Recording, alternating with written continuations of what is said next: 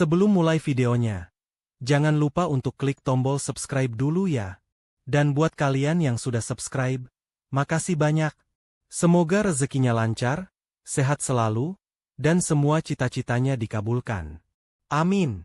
Yuk, langsung aja kita mulai videonya.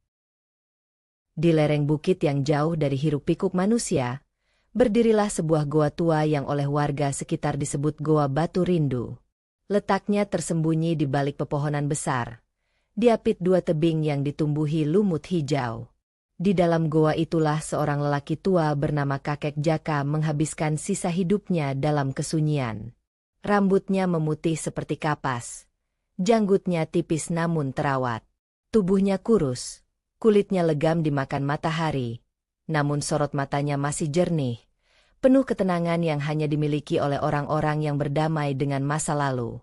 Setiap pagi, sebelum matahari menembus celah pepohonan, Kakek Jaka sudah terbangun. Ia menyalakan api kecil di dalam goa menggunakan ranting kering yang dikumpulkannya sehari sebelumnya.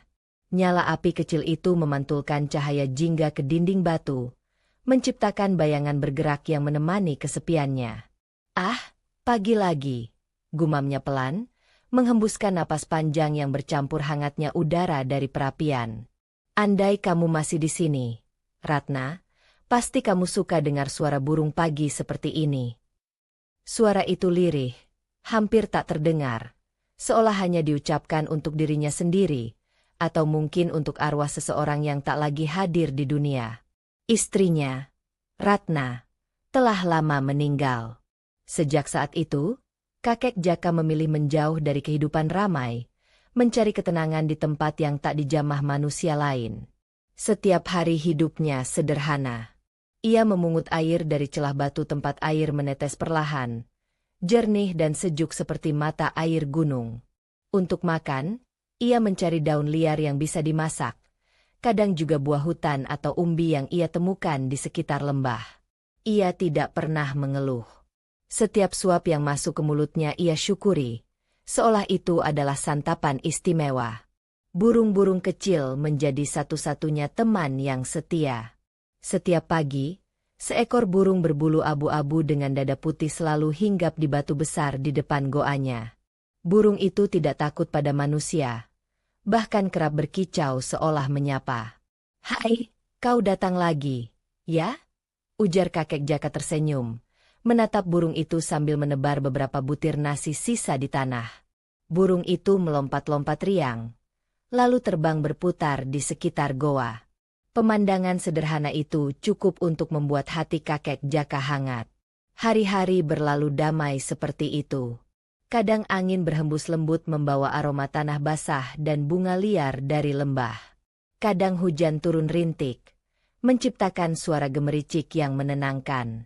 Di malam hari, Kakek Jaka duduk di depan perapian kecil sambil memandangi langit dari mulut goa. Ia menyukai bintang-bintang, terutama yang paling terang di antara yang lain. Katanya, itu bintang Ratna, yang selalu memandangi dirinya dari jauh. Namun suatu pagi, tubuh Kakek Jaka terasa sangat lemah. Perutnya kosong sejak kemarin sore. Tidak ada umbi, tidak ada daun yang bisa dimasak. Musim kering membuat banyak tanaman mati, dan sungai kecil di bawah lembah pun mulai menyusut. Ia mencoba menahan lapar dengan minum air saja. Tapi tubuh renta itu mulai kehilangan tenaga. Ia terbaring di atas tikar daun kering. Matanya menatap ke langit-langit batu goa yang dingin. Dalam kepalanya, kenangan tentang istrinya melintas perlahan. Ia teringat wajah Ratna yang lembut, senyumnya yang selalu sabar saat hidup mereka dulu penuh kekurangan. Mereka pernah tinggal di desa bawah bukit, hidup dari hasil kebun kecil. Tapi banjir bandang merenggut segalanya, termasuk nyawa Ratna. Sejak itu, Kakek Jaka tak lagi punya siapa-siapa. "Ratna," bisiknya lirih, "aku lapar. Tapi aku tak mau mengeluh. Aku tahu, Tuhan masih melihatku, entah bagaimana caranya." Ia memejamkan mata, pasrah pada keadaan. Udara di dalam goa terasa semakin berat. Suara jangkrik di luar mulai memudar, digantikan desir angin yang berhembus lembut. Dalam setengah sadar, kakek Jaka mendengar suara langkah. Pelan, tapi nyata. Ia membuka mata. Di depan mulut goa, terlihat siluet seekor kijang berdiri tegak. Binatang itu menatap ke arahnya. Kakek Jaka berusaha bangkit, meski tubuhnya gemetar. "Kijang, dari mana kamu datang?" gumamnya. Kijang itu tidak takut, malah mendekat perlahan. Di mulutnya, binatang itu membawa sebatang singkong yang masih berlumur tanah. Dengan gerakan lembut, kijang itu menjatuhkan singkong itu di depan kakek Jaka, lalu mundur beberapa langkah dan menatapnya sekali lagi sebelum berlari masuk ke dalam hutan. Kakek Jaka tertegun. Ia menatap singkong itu lama sekali, tak percaya dengan apa yang baru terjadi. Air matanya mengalir pelan. Ia mengambil singkong itu dengan tangan gemetar, membersihkannya di dekat sumber air kecil, lalu memanggangnya di atas api kecil. Aroma singkong panggang memenuhi goa, membuat perutnya bergetar penuh syukur. "Ya Tuhan," katanya terseduh, "Kau benar-benar mendengarkan doaku, bahkan lewat hewan sekalipun." Sambil mengunyah perlahan singkong panas itu, kakek Jaka menatap ke arah tempat kijang tadi muncul. Di sana, daun-daun bergerak lembut diterpa angin, seolah alam ikut mengangguk tanda restu. Malamnya, kakek Jaka duduk di depan api unggun kecilnya. Api itu berkeredap, menari-nari di udara dingin. Ia memandangi kobaran itu lama, seolah melihat wajah istrinya di antara cahaya. "Ratna, lihat, aku masih bisa makan hari ini. Ada yang mengirimkan rezeki lewat ciptaannya. Aku tidak sendiri, bukan?" Suara angin berdesir lembut menembus celah goa, membuat nyala api bergetar kecil. Dalam hati kakek Jaka, ia merasa jawaban itu sudah datang. Bahwa cinta dan doa istrinya mungkin masih berputar di sekitar dirinya, menjaga dalam bentuk yang tak terlihat. Beberapa hari kemudian, kejadian aneh itu terus terulang. Setiap kali perutnya mulai kosong, ada saja yang datang tanpa diduga. Kadang seekor monyet menjatuhkan buah hutan di depan goa. Kadang angin membawa ranting kering tepat ke dekat perapian. Alam seolah tahu kapan kakek Jaka membutuhkan bantuan. Ia mulai menyadari sesuatu, bahwa hidup ini tak pernah benar-benar meninggalkan siapapun sendirian. Selama hati masih tulus, selama rasa syukur masih hidup, keajaiban akan selalu menemukan jalan untuk datang. Satu sore, kakek Jaka berdiri di depan goanya menatap matahari yang perlahan turun di balik gunung. Warna jingga keemasan memenuhi langit. Ia memejamkan mata dan menarik napas panjang. "Betapa indahnya hidup ini," katanya pelan. "Mungkin aku memang sendiri, tapi aku tidak kesepian. Karena alam berbicara padaku setiap hari." Burung kecil yang biasa menemaninya hinggap lagi di batu besar, berkicau riang seperti biasa. Kakek Jaka tersenyum, menyapa sahabat kecilnya itu sambil menebar beberapa butir nasi. Di matanya, ada kedamaian yang sulit dijelaskan. Kedamaian yang tidak datang dari kemewahan, melainkan dari hati yang telah lama berdamai dengan kehilangan. Malam turun perlahan. Suara jangkrik mulai menggema di balik pepohonan. Api kecil di dalam goa menyala, menari lembut di depan wajah renta itu.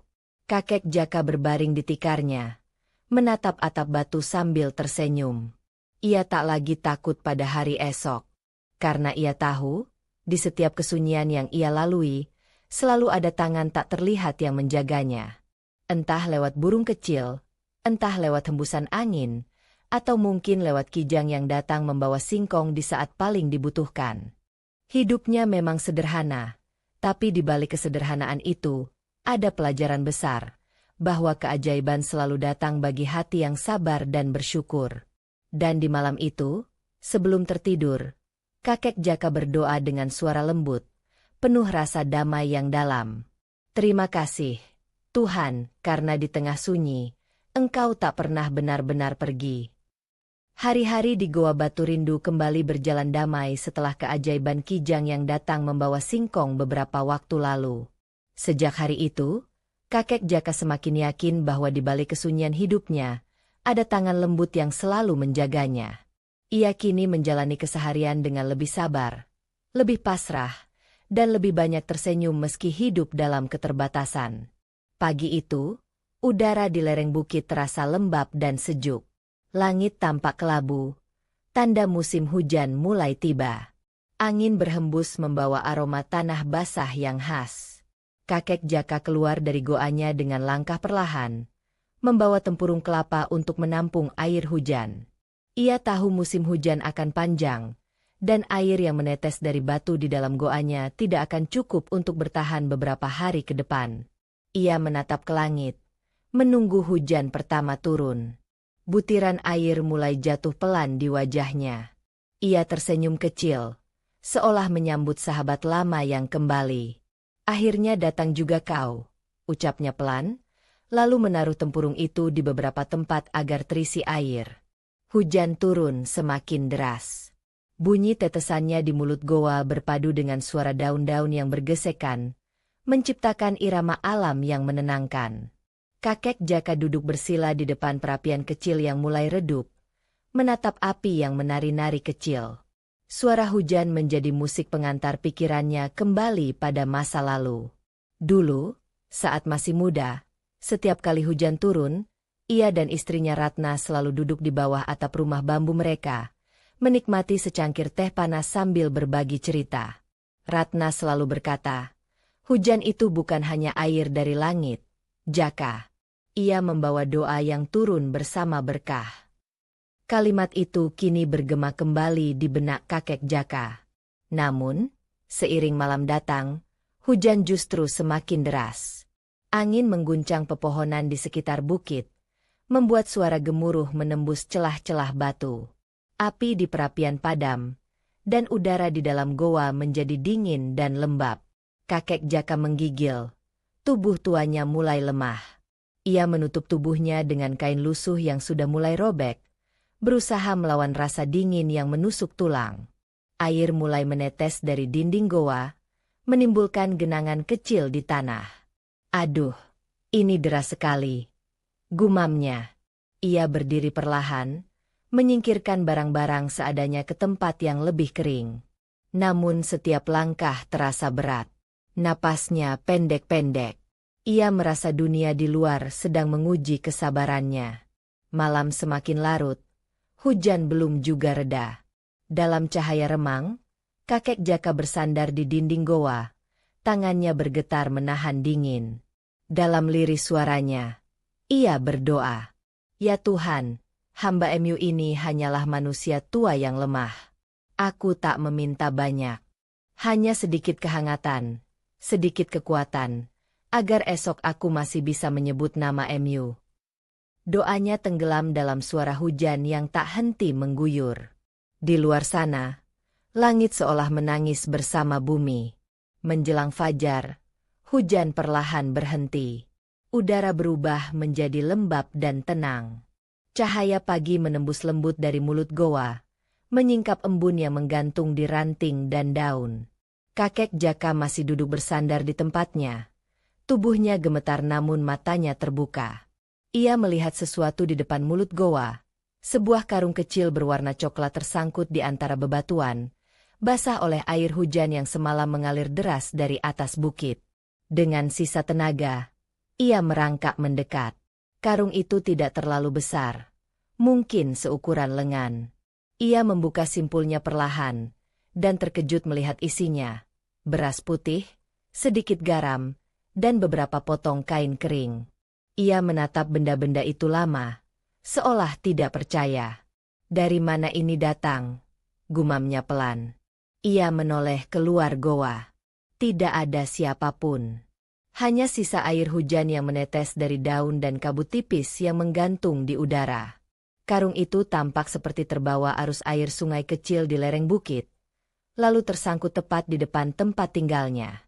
Air mata kakek Jaka menetes tanpa ia sadari. Ia menggenggam karung itu erat-erat, lalu berlutut pelan.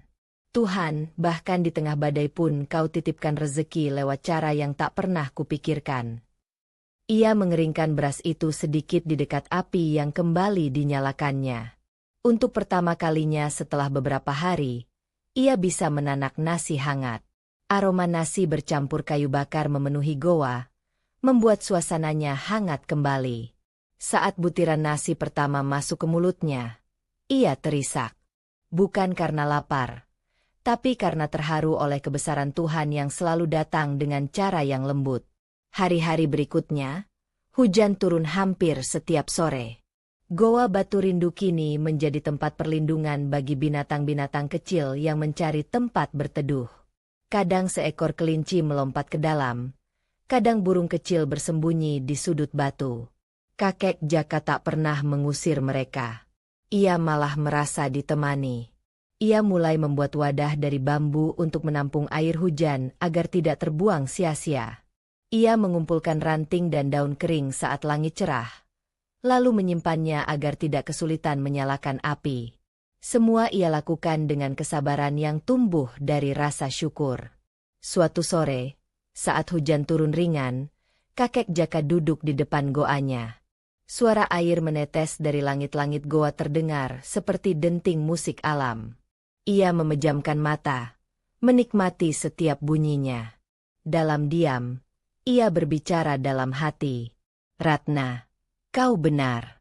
Hujan memang membawa doa, hanya saja kali ini bukan aku yang berdoa, tapi alam yang berdoa untukku.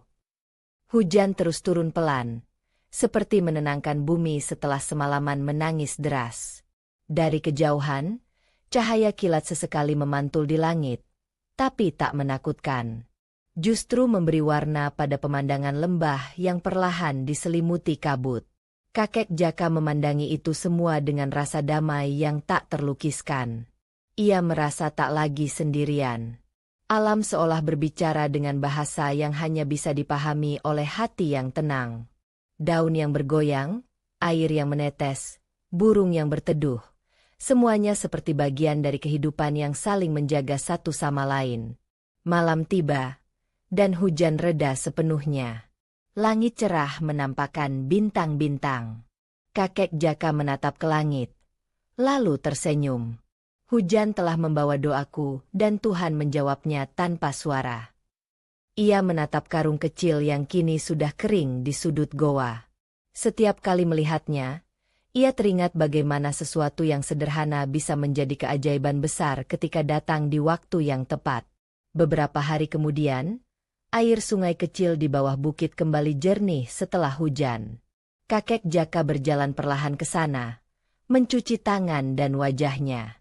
Udara pagi menusuk tapi segar. Ia melihat bayangannya di permukaan air, lalu berkata pelan, "Masih ada hidup dalam diriku, berarti masih ada alasan untuk bersyukur." Ia kembali ke goa dengan langkah ringan. Di sepanjang jalan, ia mengambil beberapa daun dan akar liar yang bisa dimasak. Ia tahu alam menyediakan apapun yang dibutuhkan, asal hati mau melihatnya dengan rasa syukur. Sore itu, setelah hujan singkat, pelangi muncul di langit, membentang di atas lembah. Warnanya indah, memantul di genangan air di depan goa. Kakek Jaka menatapnya lama. Dalam hatinya, ia merasa seolah Ratna sedang tersenyum dari balik langit itu, mengirimkan harapan bahwa ia tak pernah benar-benar sendiri. "Terima kasih, Ratna," bisiknya. "Terima kasih, Tuhan." Ia kemudian menyalakan api kecil, menanak sedikit nasi dari beras yang ditemukan hari itu. Asap tipis mengepul dari bambu yang terbakar, menari di udara senja. Burung kecil hinggap di bahunya, seperti memahami keheningan itu. Kakek Jaka menatap api, wajahnya memantulkan cahaya hangat. Dalam pikirannya, tak ada lagi rasa lapar, tak ada rasa takut. Hanya ketenangan yang lahir dari keyakinan bahwa setiap doa yang tulus pasti sampai, entah lewat air hujan, angin, atau bahkan sekarung beras yang tersangkut di depan goa. Malam kembali turun dengan lembut. Di luar sana, sisa hujan masih menetes dari ranting-ranting.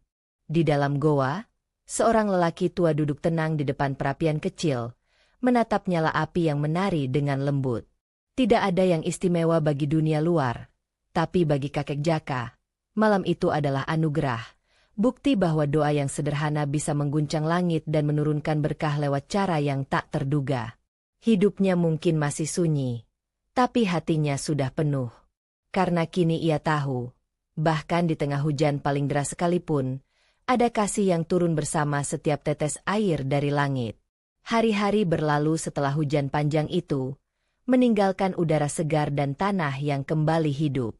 Di sekitar Goa Batu Rindu, rerumputan tumbuh lebih hijau, bunga liar bermekaran, dan suara serangga kembali mengisi malam. Kakek Jaka kini memiliki kebiasaan baru setiap pagi, berjalan perlahan menyusuri lembah di bawah goa untuk mencari ranting kering, daun obat, dan kadang akar pohon yang bisa direbus untuk menghangatkan tubuhnya. Pagi itu, embun masih menempel di ujung daun. Burung-burung berkicau dari kejauhan. Kakek Jaka berjalan dengan tongkat kayu yang dibuatnya sendiri dari dahan tua. Setiap langkah terasa damai, seolah alam sedang berbicara dengan cara yang halus. "Terima kasih, Tuhan, untuk hari baru ini," ucapnya pelan sambil menatap matahari yang mulai naik perlahan dari balik bukit. Cahaya pagi menembus celah pepohonan, menciptakan pendar keemasan di udara. Di tengah perjalanannya, kakek Jaka berhenti sejenak di tepi sungai kecil yang mengalir jernih. Ia mencuci tangan, lalu meneguk airnya dengan hati-hati. Setelah itu, ia duduk di batu besar di tepi sungai, menikmati pemandangan lembah yang begitu tenang. Ia menutup mata, merasakan hembusan angin di wajahnya. Di sanalah, di tengah keheningan itu, ia mendengar sesuatu.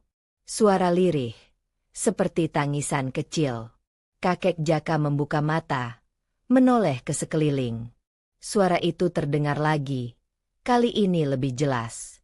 Tangisan seorang anak. Ia berdiri perlahan, mengikuti arah suara itu. Langkahnya hati-hati, karena tanah masih licin setelah hujan semalam. Di balik semak, ia melihat sesuatu yang membuatnya terdiam. Seorang anak kecil, kira-kira berumur 7 tahun, duduk memeluk lutut di tepi sungai, bajunya kotor dan basah. Wajahnya pucat, rambutnya kusut, dan matanya sembab. "Anak kecil?" panggil kakek Jaka pelan, agar tak membuatnya takut. Anak itu menoleh cepat, matanya penuh kecemasan. Ia tampak hendak lari, tapi terhenti saat melihat wajah tua kakek Jaka yang lembut. "Jangan takut, Nak. Aku tidak akan menyakitimu," kata kakek Jaka. Suaranya tenang dan pelan. "Kau kenapa bisa di sini sendirian?" Anak itu tidak langsung menjawab. Ia hanya menunduk, menggenggam erat sesuatu di tangannya. Kakek Jaka mendekat perlahan hingga jarak mereka hanya beberapa langkah. Di tangan anak itu, ternyata ada sebuah lentera kecil dari bambu yang sudah padam. "Apa itu punyamu?" tanya kakek Jaka. Anak itu mengangguk pelan. Aku tersesat. Kek, aku jalan dari rumah. Tapi, hujan besar tadi malam, aku gak tahu arah pulang." Suaranya parau, tubuhnya menggigil. Tanpa berpikir lama, kakek Jaka menanggalkan selendangnya dan menyelimutkan ke pundak anak itu. "Sudah, jangan bicara dulu. Mari ikut kakek. Kita ke goa. Di sana hangat." Anak itu sempat ragu, tapi tatapan kakek Jaka membuatnya merasa aman. Dengan langkah kecil, ia mengikuti lelaki tua itu menaiki jalan setapak menuju Goa Batu Rindu. Sesampainya di dalam goa, kakek Jaka menyalakan api kecil dari kayu kering yang sudah disiapkannya. Hangatnya segera memenuhi ruangan. Ia memberikan air dan sedikit nasi yang tersisa kepada anak itu. "Makanlah. Kau pasti lapar," ujarnya lembut. Anak itu mengangguk, memakan perlahan, matanya mulai tenang. Setelah beberapa suapan, ia berkata pelan, "Namaku Raffi, Kek. Rumahku, entah di mana sekarang. Aku cuma ikut ayah ke hutan, tapi waktu hujan besar datang, Aku lari dan gak bisa nemu jalan pulang. Kakek Jaka menatapnya penuh iba. Raffi, kau sudah selamat sekarang. Besok kalau cuaca cerah, kita cari jalan ke desa. Mungkin ayahmu juga sedang mencarimu. Anak itu menunduk. Kau sendirian di sini, Kek. Kakek Jaka tersenyum samar. Iya, tapi tidak merasa sendiri. Alam selalu menemani. Hari itu berlalu dengan damai. Raffi banyak bertanya tentang hutan, batu, dan hewan-hewan kecil yang sering datang ke goa. Kakek Jaka menjawab semuanya dengan sabar, seperti seorang kakek yang sedang bercerita kepada cucunya sendiri. Ia menunjukkan pada Raffi cara menyalakan api tanpa korek, cara menampung air hujan, dan cara mendengar arah angin hanya dengan merasakan suhu udara. Malam datang. Raffi duduk di dekat api, memandangi lentera kecilnya yang rusak. Kakek Jaka memperbaikinya sedikit demi sedikit dengan potongan bambu. Setelah lentera itu bisa berdiri kembali, ia mengisinya dengan minyak kelapa yang tersisa. Coba kau nyalakan, nak, katanya. Raffi menyalakan lentera itu. Cahaya kuning temara memantul di dinding goa, menciptakan bayangan lembut yang bergerak perlahan. Wajah Raffi berseri-seri. Kek, sekarang aku bisa tidur tanpa takut. Kakek Jaka tersenyum. Lentera itu kecil, tapi sinarnya cukup untuk menerangi hati yang gelap. Raffi tampak berpikir. Ayahku juga suka bilang begitu, tapi aku gak ngerti maksudnya. Kakek Jaka menatap api di depan mereka. Kadang kita tidak butuh cahaya besar untuk menemukan jalan. Cukup cahaya kecil yang datang di waktu yang tepat. Seperti kau datang ke goa ini, membawa cahaya kecil untukku juga. Raffi menatapnya, bingung tapi hangat. Ia tidak tahu maksudnya, tapi ia merasa tenang. Keesokan paginya, udara cerah. Kabut tipis masih bergelayut di lembah. Kakek Jaka memutuskan untuk membantu Raffi mencari jalan pulang. Ia membawa tongkatnya, sementara Raffi membawa lentera kecil yang kini bersinar terang. Mereka berjalan menuruni bukit perlahan, mengikuti suara burung dan gemericik sungai. Namun perjalanan itu tidak mudah. Setelah beberapa jam berjalan, mereka tiba di tepi sungai besar yang airnya masih tinggi akibat sisa hujan semalam. Arusnya deras, penuh batu licin. Kita harus menunggu sampai surut, kata kakek Jaka. Raffi mengangguk, tapi wajahnya tampak khawatir. Kek, kalau ayahku datang dari seberang sungai, gimana? Kakek Jaka menatap arus air. Kalau memang waktunya, dia akan sampai. Tuhan tak pernah membiarkan pertemuan terjadi terlambat. Mereka duduk di bawah pohon besar, menunggu. Waktu berjalan pelan. Angin meniup lembut rambut Raffi yang masih lembab. Tiba-tiba dari kejauhan terdengar suara seseorang berteriak. Raffi! Raffi! Anak itu berdiri cepat. Itu suara ayah. Ia berlari ke tepi sungai, tapi arus air terlalu deras untuk diseberangi. Dari seberang, seorang lelaki muda terlihat berusaha mendaki batu, wajahnya panik. Raffi, tunggu di situ. Ayah datang. Namun baru beberapa langkah, lelaki itu terpeleset, nyaris terbawa arus. Raffi menjerit. Kakek Jaka segera bergerak, menancapkan tongkatnya ke tanah, lalu mengulurkan ranting panjang ke arah sungai. Dengan tenaga sisa, lelaki itu berhasil meraih ranting itu dan menahan diri. Pegang kuat-kuat, teriak kakek Jaka. Ia menarik perlahan bersama Raffi yang membantu dari belakang. Butuh tenaga besar bagi tubuh tuanya, tapi ia tak menyerah. Air sungai menghantam batu, suara derasnya menenggelamkan napas mereka. Akhirnya, lelaki itu berhasil mencapai tepi sungai dengan tubuh gemetar dan basah kuyup. Ia langsung memeluk anaknya erat-erat. Raffi, Tuhan, aku kira kau sudah. Suaranya tercekat. Kakek Jaka tersenyum lega, menatap keduanya dari jarak dekat. Lelaki itu menatapnya dengan mata berkaca-kaca. "Kek, terima kasih. Kalau bukan karena kau." Kakek Jaka menggeleng pelan. "Bukan aku yang menolong, Nak. Alam yang menuntun langkah kita." Lelaki itu menunduk, mencium tangan kakek Jaka. "Boleh aku tahu siapa namamu, Kek?" "Jaka," jawabnya singkat. Tersenyum. "Aku hanya penjaga sunyi di goa itu." Mereka berbincang sebentar, lalu lelaki itu menawarkan untuk membawa kakek Jaka ke desa agar tinggal bersama mereka. Tapi kakek Jaka menolak halus. "Tempatku sudah di sini, Nak. Di antara batu, air, dan sunyi ini, aku sudah punya rumah. Tapi terima kasih atas niatmu." Raffi memeluk kakek Jaka sebelum pergi. "Kek, aku gak akan lupa.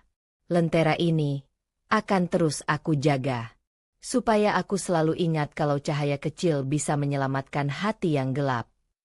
Kakek Jaka tersenyum, mengelus kepala anak itu. "Jagalah cahaya itu baik-baik, Raffi. Dunia ini gelap hanya bagi yang lupa bersyukur." Raffi melangkah pergi bersama ayahnya, menoleh berkali-kali sampai bayangan mereka hilang di balik lembah. Sore itu, kakek Jaka kembali ke goanya. Ia duduk di depan perapian yang menyala kecil, menatap langit yang mulai berubah jingga. Di pikirannya, suara tawa Raffi masih terngiang. Lentera kecil yang dulu padam kini telah menyala terang di tangan anak itu. Cahaya yang mungkin akan menuntunnya sepanjang hidup. Angin sore bertiup lembut, membawa aroma tanah basah dan bunga liar. Kakek Jaka menatap keluar goa, lalu tersenyum tenang. "Tuhan, mungkin aku yang tinggal di kegelapan, tapi kau selalu kirimkan cahaya lewat orang-orang kecil yang datang dalam hidupku." Dan malam itu, untuk pertama kalinya setelah sekian lama, api di dalam goa Batu Rindu tampak lebih terang dari biasanya. Seolah cahaya kecil dari lentera Raffi masih menyala di sana, menjaga kakek Jaka agar tidak kembali sendirian dalam gelap. Pagi itu, udara di lembah terasa lebih tenang dari biasanya. Setelah kepergian Raffi dan ayahnya, goa Batu Rindu kembali diselimuti kesunyian yang menenangkan. Kakek Jaka bangun lebih awal seperti biasa. Api kecil di depan goa masih menyisakan bara dari malam sebelumnya. Ia meniup perlahan, menambahkan sedikit ranting kering, hingga nyala kecil itu kembali hidup. Suara api yang berderak lembut berpadu dengan kicauan burung yang baru bangun. Kakek Jaka tersenyum. Hari itu tampak indah.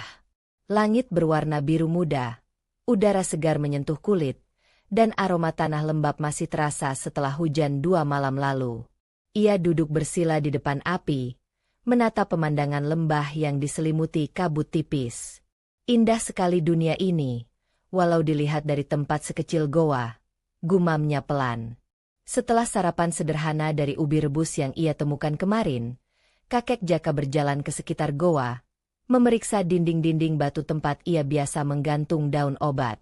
Di sisi kanan mulut goa, ada batu besar yang sudah lama berdiri, bentuknya seperti punggung kura-kura raksasa, kokoh dan berlumut. Batu itu selalu ia lihat setiap hari, tapi entah mengapa pagi itu ia merasa ada sesuatu yang berbeda. Saat matahari naik lebih tinggi, bayangan batu itu memantulkan cahaya aneh di permukaannya. Seolah ada sesuatu di balik batu yang memantul. Kakek Jaka mendekat, mengusap lumut yang menutupi permukaan batu, dan menyadari ada celah kecil di bawahnya. Seperti pernah tergeser, bisiknya. Ia berjongkok, mencoba menyingkirkan tanah di sekitar celah itu dengan tongkat kayu. Semakin dalam ia menggali, semakin jelas terlihat sebuah rongga di bawah batu besar itu. Napasnya mulai terasa berat karena usia, tapi rasa penasarannya lebih kuat dari lelah. Setelah hampir 1 jam menggali, ujung tongkatnya menyentuh sesuatu yang keras. Ia berhenti sejenak, menyeka keringat di keningnya, lalu menggali dengan tangan. Dari tanah lembab itu, muncul sudut sebuah peti kayu tua, warnanya kehitaman dimakan usia. Kakek Jaka tertegun. Jantungnya berdetak lebih cepat. Peti, gumamnya. Ia tak menyangka ada benda seperti itu di balik batu yang selama ini menjadi penopang tempat tinggalnya. Dengan hati-hati, ia membersihkan bagian atas peti itu, lalu mencongkel kuncinya yang sudah berkarat. Butuh waktu lama sebelum akhirnya peti itu terbuka dengan suara lirih, seperti napas panjang dari masa lalu. Di dalamnya, tergeletak sebuah kalung emas tua yang berkilau meski tertutup debu. Di sampingnya, selembar kain tipis yang sudah menguning terlipat rapi. Kakek Jaka menatap benda-benda itu lama, seolah tak percaya pada apa yang ia lihat. Tangannya bergetar saat ia menyentuh kalung itu, dan seketika matanya membesar. Ia mengenali bentuknya. Kalung itu milik Ratna. Ratna, istrinya yang telah tiada. Tubuh kakek Jaka mendadak lemas. Ia duduk di tanah, menatap kalung itu dalam diam. Bentuknya tak berubah sedikit pun. Lingkar emas sederhana dengan gantungan berbentuk bunga melati kecil. Ukiran khas yang dulu dibuat oleh pengrajin desa mereka sebelum bencana banjir menghancurkan semuanya puluhan tahun lalu. Air matanya jatuh tanpa bisa ditahan. Ratna, bisiknya, nyaris tak terdengar. Dengan hati-hati, ia membuka lipatan kain di samping kalung itu. Di dalamnya ada selembar surat yang huruf-hurufnya nyaris pudar, tapi masih bisa terbaca samar. Ia mengenali tulisan tangan itu, lembut dan rapi, seperti dulu saat Ratna sering menulis pesan kecil untuknya di meja makan mereka. Untuk suamiku, Jaka. Begitu kalimat pertama yang terbaca. Namun, ia tak meneruskan membaca dengan keras. Ia hanya menatap huruf-huruf itu lama, membiarkan ingatan lama mengalir kembali. Dalam bayangannya, ia melihat kembali wajah istrinya, Ratna yang lembut, sabar, selalu tersenyum bahkan di hari-hari tersulit. Ia masih ingat malam terakhir sebelum banjir datang. Ratna sempat berkata, "Kalau kita terpisah, jangan berhenti berdoa. Alam tahu kemana cinta harus kembali." Saat itu, ia tak mengira kata-kata itu akan menjadi kenyataan. Kakek Jaka memeluk kalung itu di dadanya. Air matanya jatuh membasahi tanah. "Jadi kau benar-benar masih bersamaku, Ratna." Angin tiba-tiba bertiup lembut melewati mulut goa, membuat suara seperti bisikan halus. Daun-daun kering di luar bergerak pelan, seolah ada yang lewat. Cahaya matahari yang menembus celah batu memantul ke arah peti, memantulkan sinar keemasan yang menari di dinding goa. Kakek Jaka menatap pantulan cahaya itu dengan perasaan campur aduk. Ia merasa seolah Ratna berbicara padanya melalui cahaya itu, bukan lewat kata-kata, tapi lewat rasa yang hanya bisa dipahami oleh hati. Hari mulai beranjak sore. Ia menutup kembali peti itu dan meletakkannya di tempat semula. Tapi kali ini tidak menimbunnya dengan tanah. Ia membiarkan sebagian terlihat, agar bisa ia pandang setiap kali rindu datang. Kalung emas itu ia gantungkan di dinding goa, tepat di atas perapian. Setiap kali ia memandang kalung itu, kenangan masa mudanya mengalir seperti sungai. Hari-hari saat mereka menanam padi bersama, saat Ratna menyiapkan teh di pagi hari, tawa kecilnya saat melihat burung jatuh dari ranting karena kaget, hingga senyum terakhirnya sebelum air bah memisahkan mereka. Namun dari semua kenangan itu, satu hal yang paling kuat tertinggal di hatinya. Ratna tak pernah benar-benar pergi. Malam datang perlahan. Kakek Jaka duduk di depan api, menatap kalung yang kini berkilau keemasan diterpa nyala merah bara. Suara jangkrik menggema dari luar, menciptakan harmoni sunyi yang damai. Ia berbicara pelan, seolah kepada seseorang yang duduk di hadapannya. "Ratna, kalau kau bisa dengar, aku sudah lama memaafkan diriku sendiri karena tak bisa menyelamatkanmu.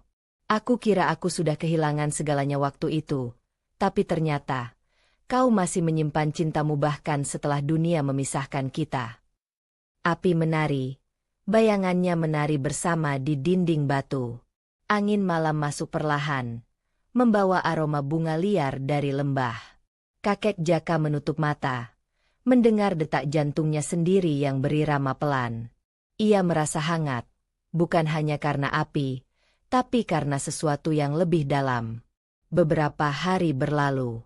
Sejak penemuan itu, suasana di Goa Batu Rindu terasa berbeda. Udara di dalamnya lebih tenang, lebih damai. Hewan-hewan yang biasa datang, burung, kijang, bahkan kucing hutan, tampak lebih sering mendekat. Seolah mereka pun merasakan ketenangan yang terpancar dari hati sang kakek. Suatu sore, kakek Jaka duduk di luar goa sambil memegang kalung itu. Ia menatap lembah yang diselimuti sinar senja keemasan. Di bawah sana, ia melihat sekilas bayangan seperti perempuan berpakaian putih berjalan di antara pepohonan. Ia tidak kaget, tidak takut, hanya tersenyum. "Ratna," katanya pelan, "kalau itu kau, aku bahagia. Aku tak sendiri lagi." Bayangan itu perlahan menghilang bersama cahaya matahari terakhir. Namun senyum di wajah kakek Jaka tetap ada, menandakan bahwa hatinya kini benar-benar tenang. Malam turun. Ia kembali ke dalam goa, menambahkan kayu ke perapian. Saat api membesar, cahaya memantul di kalung emas itu dan menciptakan cahaya bulat yang memantul di langit-langit. Ia menatapnya lama, lalu berbisik, "Cinta tidak hilang karena waktu, Ratna." Ia hanya berdiam di tempat sunyi, menunggu ditemukan kembali. Lalu ia duduk bersila, menatap api hingga matanya perlahan terpejam. Dalam tidur yang tenang itu, ia bermimpi. Dalam mimpinya, Ratna tersenyum di padang hijau luas, mengulurkan tangan kepadanya sambil berkata, "Kau sudah menemukanku lagi, Jaka. Tapi belum waktunya kau datang. Masih banyak yang harus kau temui di dunia ini." Kakek Jaka tersenyum dalam tidurnya. Dan ketika ia terbangun esok paginya, udara terasa lebih ringan. Ia tahu mimpi itu bukan sekadar bunga tidur, tapi pesan lembut dari cinta yang belum selesai.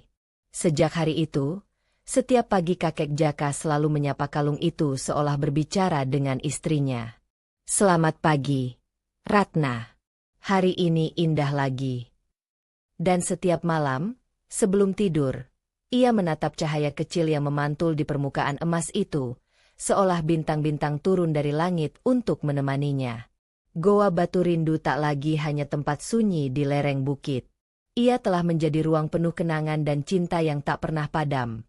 Tempat di mana masa lalu dan masa kini bertemu dalam keheningan, membawa pesan bahwa bahkan di kesepian paling dalam, cinta sejati tetap menemukan jalan untuk pulang. Hari-hari di Goa Batu Rindu kembali berjalan damai. Setelah menemukan kalung peninggalan Ratna, hati kakek Jaka terasa jauh lebih ringan. Ia tak lagi merasa benar-benar sendiri. Di setiap embusan angin dan setiap nyala api di depan perapian, ia seakan bisa merasakan kehadiran Ratna yang lembut, menemaninya dalam diam. Pagi selalu dimulai dengan suara burung-burung yang berkicau riang di sekitar goa. Biasanya, kakek Jaka hanya mendengar kicauan mereka dari kejauhan. Tapi sejak beberapa minggu terakhir, ada satu burung yang berbeda, berwarna putih bersih, dengan mata hitam berkilau dan bulu yang memantulkan cahaya matahari seperti perak. Burung itu datang setiap pagi, hinggap di batu besar di depan goa, lalu menatap kakek Jaka dalam diam, tanpa takut sedikit pun. Awalnya kakek Jaka mengira burung itu tersesat. Tapi keesokan harinya, burung itu datang lagi. Begitu seterusnya. Setiap kali matahari terbit, burung putih itu akan muncul, duduk di batu yang sama, seolah menunggu seseorang. Suatu pagi, kakek Jaka tersenyum saat melihat burung itu datang lebih awal dari biasanya. "Ah, kau datang lagi, ya? Rupanya kau sudah hafal tempatku," katanya pelan sambil menabur beberapa butir beras di tanah. Burung itu menoleh, lalu turun perlahan dan mematuk butiran beras itu satu persatu. Kakek Jaka duduk sambil memperhatikannya. "Kau tahu, aku dulu punya istri yang suka burung putih seperti kau. Namanya Ratna. Kalau dia masih ada, pasti dia senang melihatmu." Burung itu berhenti mematuk dan menatap wajah tua itu lama, seolah memahami setiap kata yang diucapkan. Hari-hari berikutnya, hubungan aneh antara kakek Jaka dan burung putih itu semakin dekat. Setiap pagi burung itu datang. Setiap sore ia hinggap di dahan pohon di depan goa, menunggu senja. Kadang, ketika kakek Jaka berbicara sendiri di depan perapian, burung itu mengeluarkan suara lembut seperti merespons. Kadang ia bahkan terbang mengelilingi goa 3 kali sebelum pergi, meninggalkan bulu putih kecil di tanah. Bulu yang sering kakek Jaka simpan di kantong bajunya. Suatu sore, matahari mulai turun perlahan di balik perbukitan, menciptakan semburat jingga yang hangat di langit. Udara senja terasa lembut, dan aroma hutan setelah hujan kemarin masih terasa segar. Kakek Jaka duduk di depan goa sambil menatap lembah yang terbentang luas. Burung putih itu datang lagi, kali ini dengan sesuatu di cakarnya. Saat ia mendekat, benda itu jatuh tepat di depan kaki kakek Jaka. Kakek Jaka menatapnya dengan mata yang membesar, sebuah kalung kecil berwarna emas. Tangannya bergetar ketika mengambilnya. Bentuknya serupa dengan kalung yang ditemukan di balik batu beberapa waktu lalu, hanya saja yang ini lebih kecil dan ada ukiran bunga melati di tengahnya. Ratna. Suaranya nyaris bergetar. Burung putih itu berputar di udara, lalu hinggap di batu besar tempat ia biasa duduk. Tatapannya lembut, seolah mengatakan bahwa benda itu bukan kebetulan. Kakek Jaka menatap burung itu lama. Kau datang dari mana membawa ini, nak? Apakah ini pesan darinya? Burung itu mengeluarkan suara lembut, lalu menengadah ke langit senja yang mulai berwarna oranye tua. Kakek Jaka menggenggam kalung itu erat-erat, menatap langit. Kalau benar ini darinya, berarti dia ingin aku tahu cinta itu tak pernah hilang, ya. Ia merasakan air matanya mengalir, tapi kali ini bukan karena sedih. Ada perasaan hangat yang sulit dijelaskan, seperti seseorang yang akhirnya menemukan jawaban setelah lama mencari. Malam itu, kakek Jaka tak langsung tidur. Ia duduk di depan api unggun sambil menatap 2 kalung yang kini tergantung berdampingan di dinding goa. Cahaya api memantul di permukaannya, menciptakan kilau keemasan yang menari di udara. Di luar, burung putih itu masih duduk di cabang pohon, seperti penjaga yang setia. Dulu aku sering bertanya pada Tuhan, kata kakek Jaka perlahan. Kenapa aku ditinggalkan sendiri? Tapi sekarang aku mengerti. Aku tidak ditinggalkan. Aku hanya disuruh belajar tentang kesabaran dan cinta yang tak bergantung pada hadirnya seseorang di depan mata. Ia menatap burung putih itu yang kini menundukkan kepala. Kau datang sebagai pengingat, ya? Bahwa cinta sejati tidak pernah hilang arah. Burung itu mengepakkan sayapnya pelan, lalu terbang memutari goa sebelum kembali hinggap di batu besar. Dalam cahaya bulan yang mulai muncul, bulu-bulunya memantulkan sinar perak yang indah. Kakek Jaka menatapnya penuh kagum. Kau indah sekali, seperti cahaya dari langit. Kalau Ratna melihatmu, dia pasti bilang, "Lihat, Jaka, Tuhan memang tak pernah kehabisan cara untuk menghibur hati yang lelah." Ia tertawa pelan, meski matanya berkaca-kaca. Hari demi hari berlalu, dan burung putih itu menjadi bagian dari kehidupan kakek Jaka. Ia memberinya nama Nira, diambil dari kenangan masa lalunya ketika Ratna dulu suka membuat air nira manis di pagi hari. Setiap sore, kakek Jaka akan duduk menatap matahari terbenam ditemani Nira. Kadang, burung itu akan terbang tinggi ke langit, lalu turun perlahan dan hinggap di bahu kakek Jaka, seolah ingin mengatakan bahwa senja bukan akhir dari hari, melainkan jembatan menuju keindahan malam. Suatu sore yang lain, langit berwarna oranye kemerahan. Kakek Jaka sedang duduk di batu besar di depan goa, sementara Nira bertengger di dahan pohon di atasnya. Angin bertiup lembut membawa daun-daun kering berjatuhan. Tiba-tiba, dari balik pepohonan di kejauhan, muncul seorang perempuan muda membawa keranjang bambu. Ia tampak terkejut saat melihat goa itu. "Permisi." Suaranya lembut. Kakek Jaka menoleh. Iya, nak, siapa kau? Saya Ningsih. Kek, saya sedang mencari buah hutan. Saya dengar dari warga desa bawah, ada goa tua di bukit ini, tapi tak sangka ada yang tinggal di sini. Kakek Jaka tersenyum. Iya, aku yang menjaga tempat ini. Sudah lama sekali. Ningsih menatap sekeliling. Tempatnya indah. Kek, damai sekali. Kakek Jaka mengangguk pelan. Kalau hati tenang, bahkan batu pun bisa terasa hangat. Nira tiba-tiba terbang turun, hinggap di bahu kakek Jaka. Ningsih menatap takjub. Burung itu, jinak sekali. Dia sahabatku, jawab kakek Jaka lembut. Dia datang dari langit membawa pesan. Aku tak tahu dari mana asalnya, tapi dia mengerti bahasaku. Ningsih duduk di tanah, mendengarkan kisah kakek Jaka tentang burung putih itu, tentang Ratna, tentang kalung yang ditemukan di balik batu, dan tentang keajaiban-keajaiban kecil yang pernah ia alami di Goa Batu Rindu. Matanya berkaca-kaca mendengar cerita itu. Kek, katanya pelan, cerita hidupmu seperti doa yang berjalan. Saya tak sangka, kesepian bisa seindah itu. Kakek Jaka tersenyum. Kesepian itu bukan kutukan. Nak, itu ruang agar kita bisa mendengar suara Tuhan tanpa gangguan. Kadang, dalam sunyi, kita justru menemukan yang paling nyata. Ningsih terdiam lama, menatap kalung yang berkilau di dinding goa.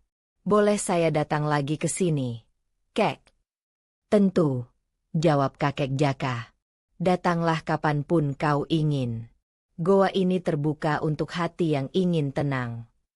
Sejak hari itu, Ningsih sering datang membawa buah dan sayur dari desa.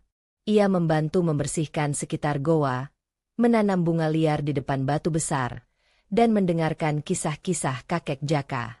Kadang ia membawa anak-anak desa yang ingin belajar tentang hutan, dan kakek Jaka dengan sabar mengajari mereka mengenali tanaman obat, mendengarkan arah angin, dan menghormati alam. Burung putih itu, Nira, selalu ada di sana, terbang di sekitar mereka, seolah menjadi penjaga dari kisah yang tumbuh di tempat itu. Satu sore menjelang senja, Nira terbang tinggi sekali, lebih tinggi dari biasanya. Kakek Jaka yang duduk di depan goa menatapnya khusyuk. Langit terbakar jingga, matahari hampir tenggelam, dan siluet burung itu tampak melayang di tengah cahaya seperti seberkas harapan. Nira, bisik kakek Jaka, kau akan pergi, ya? Burung itu berputar sekali, lalu menukik turun dengan anggun, hinggap di batu besar tempat ia biasa duduk. Ia memandang kakek Jaka lama sekali, lalu mengepakkan sayapnya pelan. Dalam cahaya senja itu, seolah kakek Jaka melihat sesuatu. Sesosok perempuan bergaun putih berdiri di belakang burung itu, tersenyum lembut. Ratna. Air mata kakek Jaka mengalir tanpa suara. Ia tidak bergerak, hanya menatap. Burung itu mengepakkan sayapnya sekali lagi, lalu terbang ke arah matahari yang perlahan tenggelam, membawa cahaya keperakan di sekitarnya. Pergilah, Nira, bisiknya lirih. Sampaikan padanya, aku sudah bahagia. Burung itu semakin kecil, hingga akhirnya lenyap di balik cahaya jingga. Senja itu berakhir dengan tenang. Kakek Jaka duduk lama sekali di depan goa, menatap langit yang perlahan berubah menjadi biru tua. Di dadanya, ada kedamaian yang sulit dijelaskan. Ia tahu, keajaiban tidak selalu datang dengan suara keras atau gemerlap cahaya. Kadang, keajaiban datang dalam bentuk makhluk kecil bersayap putih yang membawa pesan cinta dari langit. Malam itu, bintang-bintang bersinar lebih terang dari biasanya. Dan di antara cahaya itu, kakek Jaka berbisik. Terima kasih, Ratna, terima kasih, Nira, untuk mengajarkanku bahwa cinta bisa hidup di antara bumi dan langit, tanpa perlu kata, tanpa perlu janji. Ia menatap dua kalung yang tergantung di dinding goa. Cahaya api memantul di sana, menari lembut. Dalam hati, ia tahu, Goa Batu Rindu kini bukan sekadar tempat tinggal, melainkan rumah bagi cinta yang abadi. Pagi itu, langit Goa Batu Rindu tampak murung. Awan tebal menggantung rendah, dan udara lembab membawa aroma tanah basah yang menenangkan. Kakek Jaka duduk di depan goa sambil menyeruput air jahe hangat dalam tempurung kelapa. Ia menatap lembah yang diselimuti kabut tipis. Suasana begitu tenang, seolah alam sedang menyiapkan sesuatu yang lembut namun bermakna. Sejak Nira, burung putih sahabatnya, terbang meninggalkan goa sore itu, suasana terasa sedikit berbeda. Bukan kosong, tapi seperti ada ruang baru yang terbuka dalam hatinya. Ruang yang tidak lagi diisi oleh kesepian, melainkan oleh rasa syukur yang tumbuh perlahan-lahan. Ia kini lebih sering tersenyum, bahkan saat sendiri. Kadang ia berbicara pelan kepada angin, kadang kepada batu-batu yang menumpuk di sekitar mulut goa. "Kalian tahu," katanya suatu pagi, "hidup ini seperti hujan. Turun, reda, lalu kembali lagi. Tapi setiap kali datang, selalu membawa cerita baru." Siang itu awan semakin pekat. Petir menyambar jauh di utara. Suara angin mengalir melewati pepohonan, membawa bisikan halus dari dalam hutan. Kakek Jaka mengangkat wajahnya, merasakan butir air pertama yang jatuh ke kulitnya. Tak lama, hujan turun deras. Ia tidak berlari masuk ke dalam goa. Justru ia berdiri di bawah guyuran hujan, membiarkan air membasahi wajah tuanya. "Ah, dingin," katanya sambil tersenyum. "Tapi segar." Air hujan mengalir di wajahnya, menyatu dengan keriput yang dalam, seperti waktu sedang membersihkan sisa-sisa kesedihan dari dalam dirinya. Hujan terus turun tanpa henti. Petir menyambar, guntur menggelegar. Tapi di dalam hati kakek Jaka ada kedamaian yang tak tergoyahkan. Ia berjalan perlahan ke arah pohon besar di depan goa, menatap daun-daun yang meneteskan air seperti permata. Lalu, di tengah deru hujan, ia mendengar sesuatu.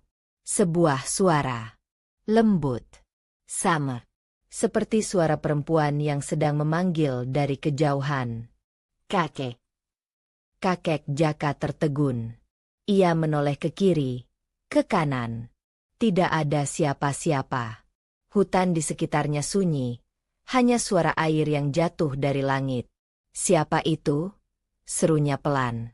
Tidak ada jawaban, hanya desiran angin. Tapi beberapa detik kemudian, suara itu terdengar lagi, kali ini lebih jelas. "Kakek, tolong." Jantung kakek Jaka berdegup cepat. Ia berjalan cepat melewati genangan air, mengikuti arah suara itu, menuju ke lembah kecil di belakang goa. Langkahnya berat, tapi ia tak peduli. Hujan semakin deras, tanah licin, namun ia terus maju. Suara itu terdengar dari balik semak-semak. Ketika ia menyingkapnya, matanya membulat. Seorang anak kecil, basah kuyup, duduk gemetar di bawah pohon. Usianya mungkin 7 tahun, rambutnya menempel di wajah, matanya penuh ketakutan. "Ya Tuhan!" Kakek Jaka berlari menghampiri.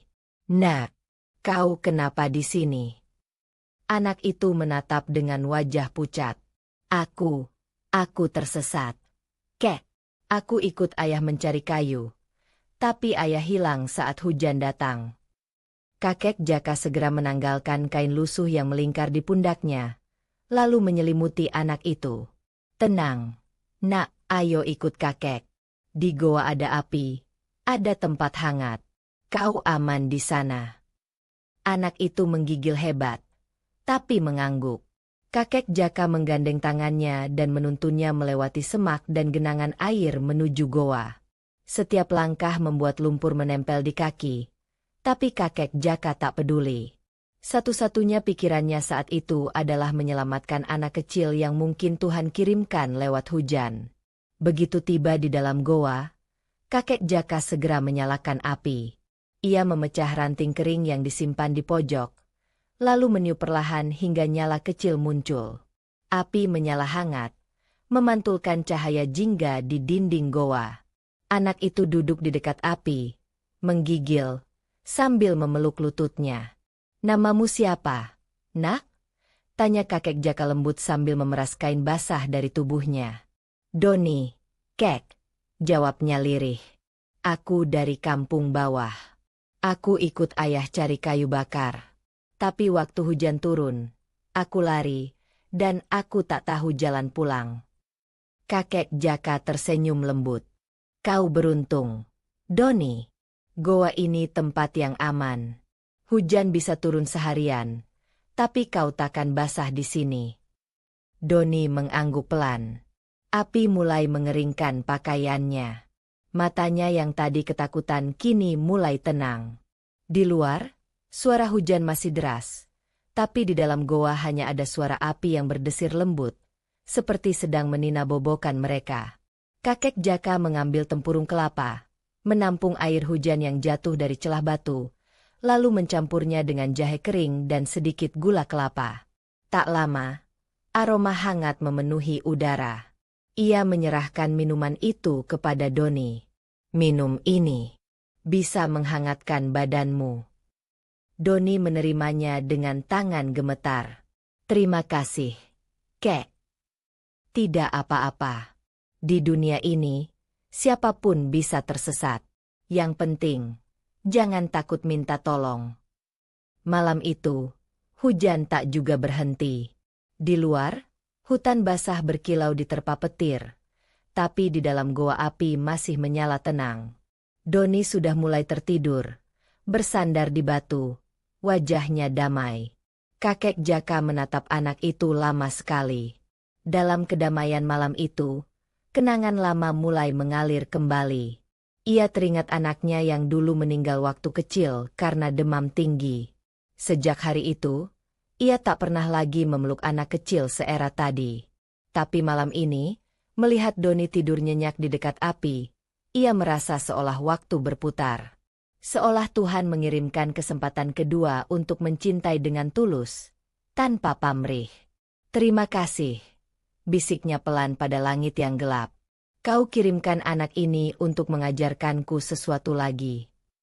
Di luar, hujan seperti menjawab dengan suara lembut yang menetes dari daun ke tanah. Keesokan paginya, matahari menembus kabut tipis. Udara segar membawa aroma daun basah dan tanah yang baru dibersihkan alam. Kakek Jaka keluar dari goa, menatap lembah di bawah yang kini berkilau diterpa sinar pagi. Hujan telah reda, dan di ujung langit muncul pelangi besar melengkung indah. Doni sudah terbangun, berdiri di belakang kakek Jaka sambil menatap pelangi itu. "Kek, indah sekali." Kakek Jaka tersenyum. "Itulah tanda bahwa badai tak pernah abadi, Nak. Setelah hujan selalu ada pelangi. Begitu juga dalam hidup." Doni menatapnya heran. "Maksud kakek?" "Kadang kita harus melewati gelap dan dingin dulu, baru bisa melihat warna yang paling indah," jawab kakek Jaka. "Kau tersesat semalam, tapi sekarang kau tahu jalannya pulang.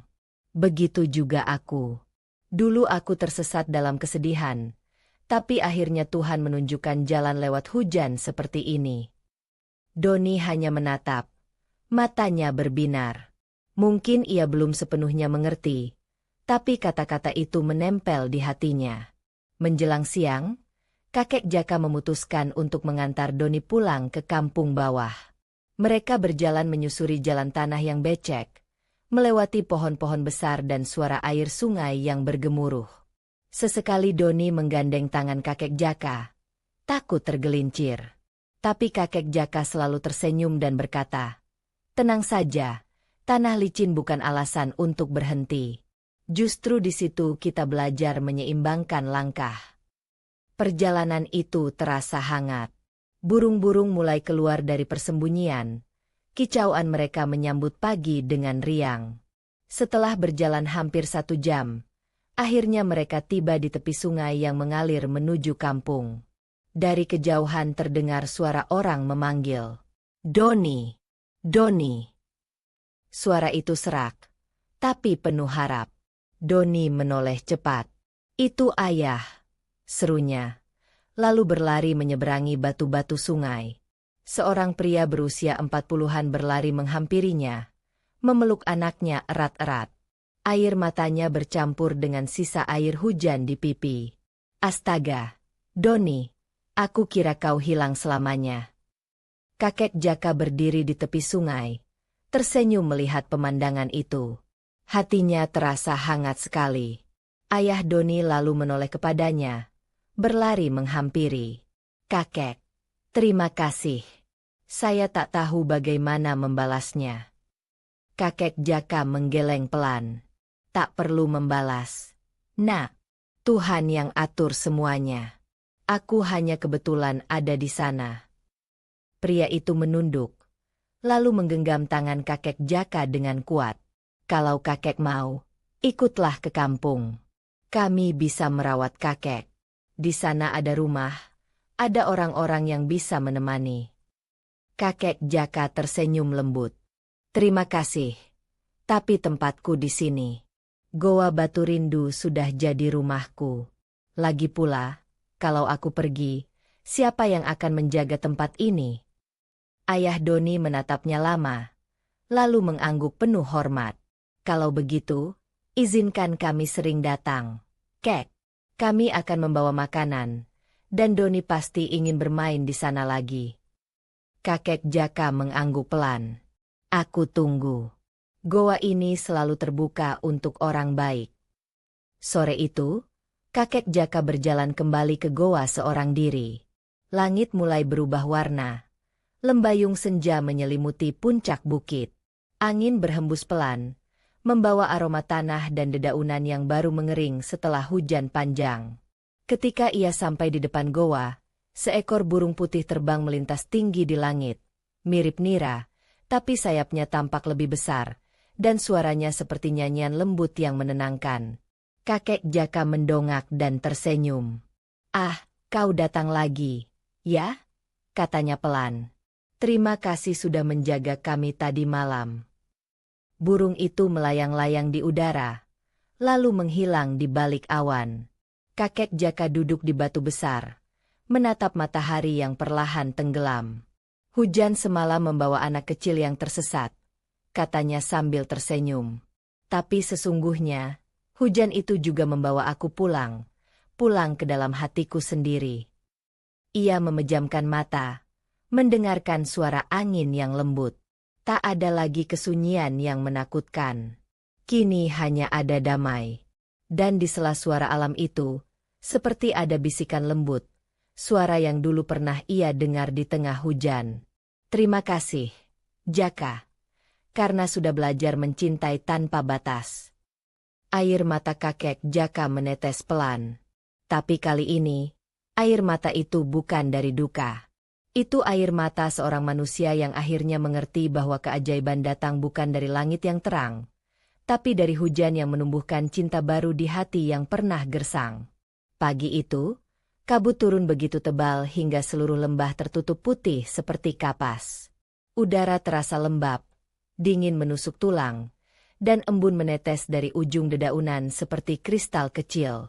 Di dalam goa Batu Rindu, kakek Jaka terbangun lebih awal. Api di perapian sudah padam, menyisakan arang hitam yang masih berasap tipis. Ia menyalakan kembali api kecil sambil bersenandung lirih. Suara parau namun lembut itu berpadu dengan gemericik air dari celah batu di dalam goa. Ah, pagi ini indah sekali, gumamnya pelan sambil menatap kabut yang menari-nari di luar goa. Alam sedang menyembunyikan wajahnya agar manusia belajar menunggu. Ia kemudian mengambil tempurung kelapa yang telah ia isi air semalam, mencampurnya dengan sedikit jahe kering dan madu hutan yang tersisa. Uap hangat menguap dari tempurung itu, membuat suasana di dalam goa terasa lebih hidup. Sambil menyeruput minuman hangatnya, kakek Jaka duduk bersandar di batu besar, menatap keluar goa yang perlahan mulai diterangi cahaya samar matahari pagi. Namun, ketenangan itu tiba-tiba terusik. Dari kejauhan, samar-samar terdengar suara, lemah, serak, dan terputus-putus, seperti seseorang yang berteriak minta tolong. Tolong, ada siapapun. Kakek Jaka menegakkan tubuhnya. Alisnya berkerut. Ia menajamkan pendengaran, memastikan bahwa itu bukan hanya gema angin di antara tebing. Suara itu datang lagi, kali ini sedikit lebih jelas, terbawa angin lembah yang dingin. Tanpa berpikir panjang, kakek Jaka mengambil tongkat kayunya, mengenakan selendang lusuh, dan melangkah keluar goa. Kabut begitu tebal, jarak pandang hanya beberapa meter. Namun langkahnya mantap. Kakinya hafal setiap batu, setiap akar yang menonjol di tanah. Ia berjalan pelan tapi pasti, mengikuti arah suara yang terdengar semakin dekat. "Di mana kau, nak?" seru kakek Jaka dengan suara lantang. "Jangan takut, aku datang." Tidak ada jawaban. Hanya desir angin dan embun yang jatuh dari daun-daun. Tapi kemudian, di balik semak, ia mendengar suara batuk dan rintihan pelan. Ia menyingkap ranting basah dan menemukan sosok seorang pemuda terbaring di tanah. Tubuhnya menggigil hebat. Pakaian pemuda itu basah, sepatunya berlumpur, dan lutut kirinya tampak terluka cukup parah. Kakek Jaka segera berjongkok. "Astaga! Nak, apa yang terjadi padamu?" Pemuda itu membuka mata perlahan. Napasnya tersengal. Saya tersesat. Kek, saya mendaki sendirian, kabut turun, saya jatuh." Kakek Jaka menatap sekeliling, memastikan tak ada bahaya. Lalu, dengan sekuat tenaga, ia membantu pemuda itu duduk dan memapahnya. "Kau harus ikut aku ke goa. Di sana ada api, ada air hangat. Kalau kau tetap di sini, tubuhmu bisa membeku." Pemuda itu hanya mengangguk lemah. Dengan langkah pelan, mereka berjalan menembus kabut. Kakek Jaka menopang tubuh pemuda itu yang berat. Sesekali berhenti untuk menarik napas. Jalan menuju goa licin dan menanjak. Tapi tekad kakek Jaka lebih kuat dari tubuh tuanya. Di wajahnya tak ada raut lelah.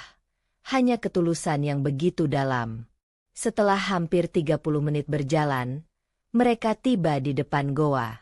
Kakek Jaka menuntun pemuda itu masuk dan menidurkannya di dekat api. Ia mengambil kain kering dari pojok batu, membalut kaki pemuda itu dengan hati-hati, lalu menumbuk beberapa daun hijau dari wadah bambu kecil. "Ini ramuan untuk luka. Gatal sedikit, tapi cepat sembuh," katanya sambil mengoleskan cairan itu pada luka pemuda tersebut. Pemuda itu menahan perih, tapi tetap diam. Matanya menatap wajah kakek Jaka yang penuh ketenangan. Ada sesuatu yang menenangkan dari sosok tua itu, mungkin karena caranya bicara, atau karena aura damai yang memancar dari matanya yang teduh. "Terima kasih, Kek," ucapnya pelan. "Nama saya Bayu, saya tidak menyangka ada orang tinggal di tempat seperti ini." Kakek Jaka tersenyum. "Kau tak perlu terkejut. Alam ini luas. Selalu ada jiwa yang memilih tinggal di antara sunyinya. Aku Jaka. Hanya seorang tua yang menunggu waktu, tapi masih senang menolong siapapun yang tersesat." Bayu terdiam sesaat. Ia menatap ke arah api, lalu menunduk. "Saya sudah 2 hari tersesat. Hanya bawa roti kering dan air sedikit. Saya pikir tak akan pulang lagi." Kakek Jaka tertawa kecil. "Lihatlah, ternyata hidupmu masih panjang. Tuhan belum ingin kau menyerah. Kadang, kabut bukan untuk menakutkan, tapi untuk melatih kita mencari arah." Bayu menghela napas. Matanya mulai berkaca. "Saya mendaki karena ingin sendiri, Kek. Banyak masalah di kota, pekerjaan, teman, keluarga. Saya pikir kalau saya ke gunung, saya bisa tenang. Tapi ternyata saya malah tersesat." Kakek Jaka menatapnya dengan mata lembut. "Nak, kabur dari keramaian tidak selalu berarti menemukan kedamaian. Kadang kita harus berdamai dulu dengan diri sendiri sebelum berani kembali melihat dunia." Bayu menatapnya lama. Kata-kata itu terasa seperti menembus jantungnya. Ia hanya bisa terdiam, membiarkan air matanya menetes tanpa suara. Hari berganti sore. Kabut perlahan menghilang, menyisakan lembah yang disinari cahaya jingga. Goa Batu Rindu kini terasa hangat. Api di dalamnya menyala, memantulkan cahaya oranye di wajah mereka. Bayu sudah mulai bisa berjalan dengan tongkat kecil yang dibuatkan kakek Jaka. Ia membantu mengambil kayu bakar, meski kakek Jaka beberapa kali melarangnya. "Kau ini masih luka, duduk saja," kata kakek Jaka. Bayu tersenyum. "Tidak apa, Kek. Saya tak enak kalau diam terus. Lagi pula, entah kenapa saya suka tempat ini. Damai. Seolah tak ada dunia lain di luar sana." Kakek Jaka ikut tersenyum. "Kau merasakan apa yang aku rasakan pertama kali tinggal di sini. Dulu aku juga datang dengan hati yang rusak. Istriku meninggal. Anakku meninggalkan rumah. Aku pikir, aku akan mati dalam kesepian. Tapi ternyata Tuhan kirimkan hal-hal kecil untuk menemaniku. Burung, kijang, hujan, bahkan anak kecil yang tersesat. Sekarang kau pun datang." Bayu menatapnya kagum. "Kek, selama ini kakek hidup sendirian." "Sendirian hanya di mata manusia," jawab kakek Jaka sambil menatap langit yang mulai memerah. "Tapi kalau hatimu penuh syukur, kau tak pernah benar-benar sendiri." Kata-kata itu membuat Bayu terdiam lama. Ia menatap ke arah hutan yang perlahan diselimuti senja. Burung-burung kembali ke sarang, dan suara serangga malam mulai terdengar. Di dalam goa, hanya ada dua manusia dari dua dunia berbeda, tapi hatinya terasa dekat seolah telah lama saling mengenal. Malam pun tiba. Api di perapian kini tinggal bara merah, tapi hangatnya masih terasa. Kakek Jaka memejamkan mata, duduk bersila sambil berdoa dalam diam. Sementara Bayu berbaring di dekat dinding batu, menatap cahaya bintang yang masuk dari celah goa. Dalam hatinya, ada rasa damai yang tak pernah ia rasakan sebelumnya. Tiba-tiba, angin bertiup lembut, dan terdengar suara burung putih melintas di atas goa, suara yang lirih tapi jelas. Bayu bangkit dan menatap keluar. Seekor burung putih besar melayang di bawah sinar bulan. Sayapnya memantulkan cahaya perak yang indah. "Kek, lihat itu," katanya kagum. Kakek Jaka membuka mata, lalu tersenyum. "Itu Nira. Burung yang selalu datang saat aku berdoa. Kadang aku merasa dia membawa pesan dari istriku." Bayu menatap burung itu lama, lalu berbisik. "Indah sekali, seolah langit pun ingin mendengarkan kakek." Kakek Jaka hanya tersenyum tanpa menjawab. Dalam diam, ia menatap api, sementara burung putih itu terbang melingkar di atas mereka, lalu menghilang di balik kabut yang mulai turun lagi. Malam itu mereka tidur dalam keheningan yang suci. Tak ada ketakutan, hanya rasa syukur. Keesokan harinya, Bayu sudah lebih kuat. Kabut mulai menipis, dan dari puncak bukit terlihat jalan setapak menuju desa bawah. Ia menatap kakek Jaka yang sedang menyiapkan bekal sederhana.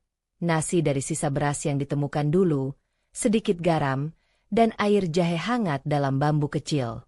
"Kau sudah siap pulang, Nak," kata kakek Jaka sambil menyerahkan bekal itu. "Ikuti arah matahari pagi. Nanti kau akan menemukan jalan yang lebih lebar menuju desa." Bayu menerima bekal itu dengan mata berkaca. "Kek, saya tak tahu bagaimana harus berterima kasih." Kakek Jaka menepuk bahunya pelan. "Kalau kau benar-benar ingin berterima kasih, jadilah orang baik di luar sana. Itu cukup." Bayu menunduk. Suaranya bergetar. "Saya berjanji, Kek. Saya akan kembali suatu hari nanti. Saya ingin membalas kebaikan ini, dan membawa sesuatu untuk kakek." Kakek Jaka tersenyum lebar. "Aku tak butuh apapun. Tapi kalau hatimu ingin kembali, Goa Batu Rindu akan selalu menunggumu." Bayu mengangguk, lalu berjalan menuruni bukit dengan langkah pelan. Ia menoleh beberapa kali, melihat sosok kakek Jaka berdiri di depan goa, dengan tongkat di tangan dan senyum yang tenang. Bayu tahu, ia baru saja bertemu seseorang yang akan selalu ia kenang seumur hidup. Sore menjelang ketika kakek Jaka kembali duduk di depan goa. Ia menatap lembah yang kembali diselimuti kabut tipis. Di tangan kanannya, ia menggenggam sisa kain yang digunakan untuk membalut luka Bayu. Anak muda itu seperti kabut, katanya pelan. Datang membawa ketidakjelasan, tapi pergi meninggalkan kesejukan. Angin sore berhembus, lembut menyentuh wajahnya. Ia memejamkan mata, dan dalam keheningan itu, seperti terdengar suara lembut, entah dari hatinya, atau dari alam yang menjawab doanya. Setiap jiwa yang tersesat akan menemukan jalannya, selama ada hati yang bersedia menuntun. Air mata kakek Jaka jatuh perlahan, namun senyum di wajahnya tetap ada. Di langit, cahaya jingga terakhir memudar, meninggalkan malam yang damai, malam yang membawa ketenangan baru bagi seorang tua yang sekali lagi diberi kesempatan untuk menebar kasih di tengah sunyi. Hari-hari berlalu dengan tenang di Goa Batu Rindu. Setelah kepergian Bayu, suasana di sekitar goa kembali sunyi seperti semula. Namun, di hati kakek Jaka, ada sesuatu yang terasa berbeda.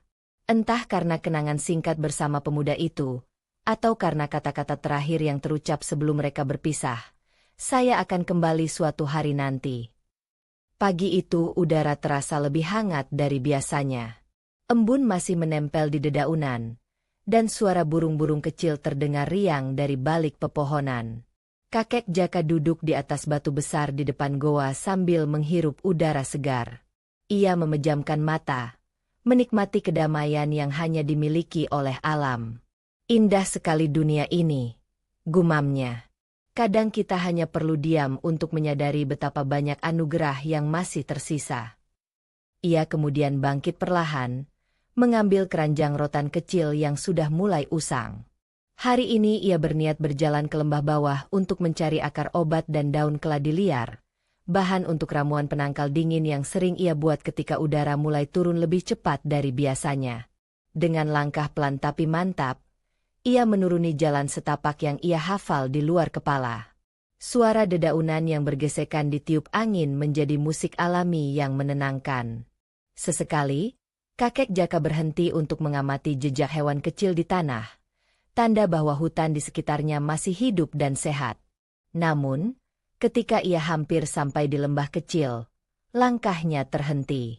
Di antara semak yang tinggi, ia melihat sesuatu yang tak biasa.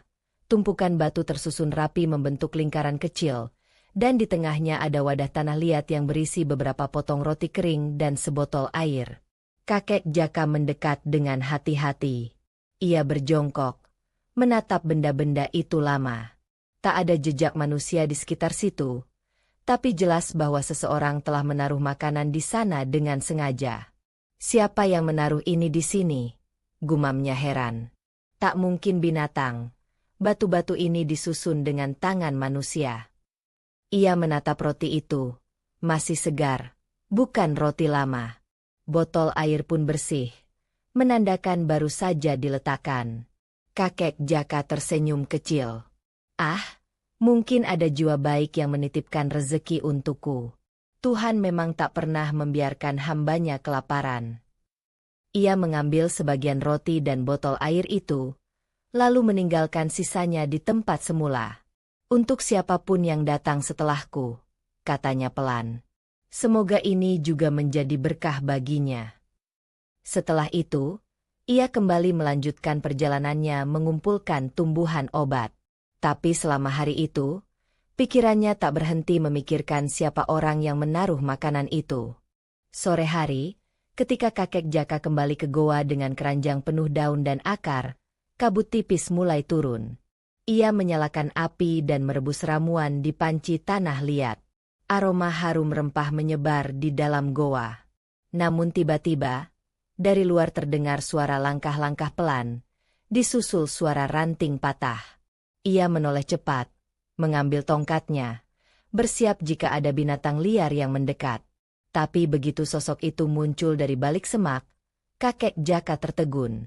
Seorang pria muda berdiri di sana, membawa karung di punggung dan menunduk hormat. Wajahnya bersih, tapi tampak lelah. Di tangannya, ia memegang sebuah bungkusan kain. Kakek Jaka? Suara pria itu lirih namun jelas. Kakek Jaka memicingkan mata, berusaha mengenali wajahnya. Lalu ia tersenyum hangat. Bayu? Nak Bayu. Pemuda itu mengangguk, lalu segera mendekat dan menyalami tangan kakek Jaka dengan penuh hormat. Iya, Kek.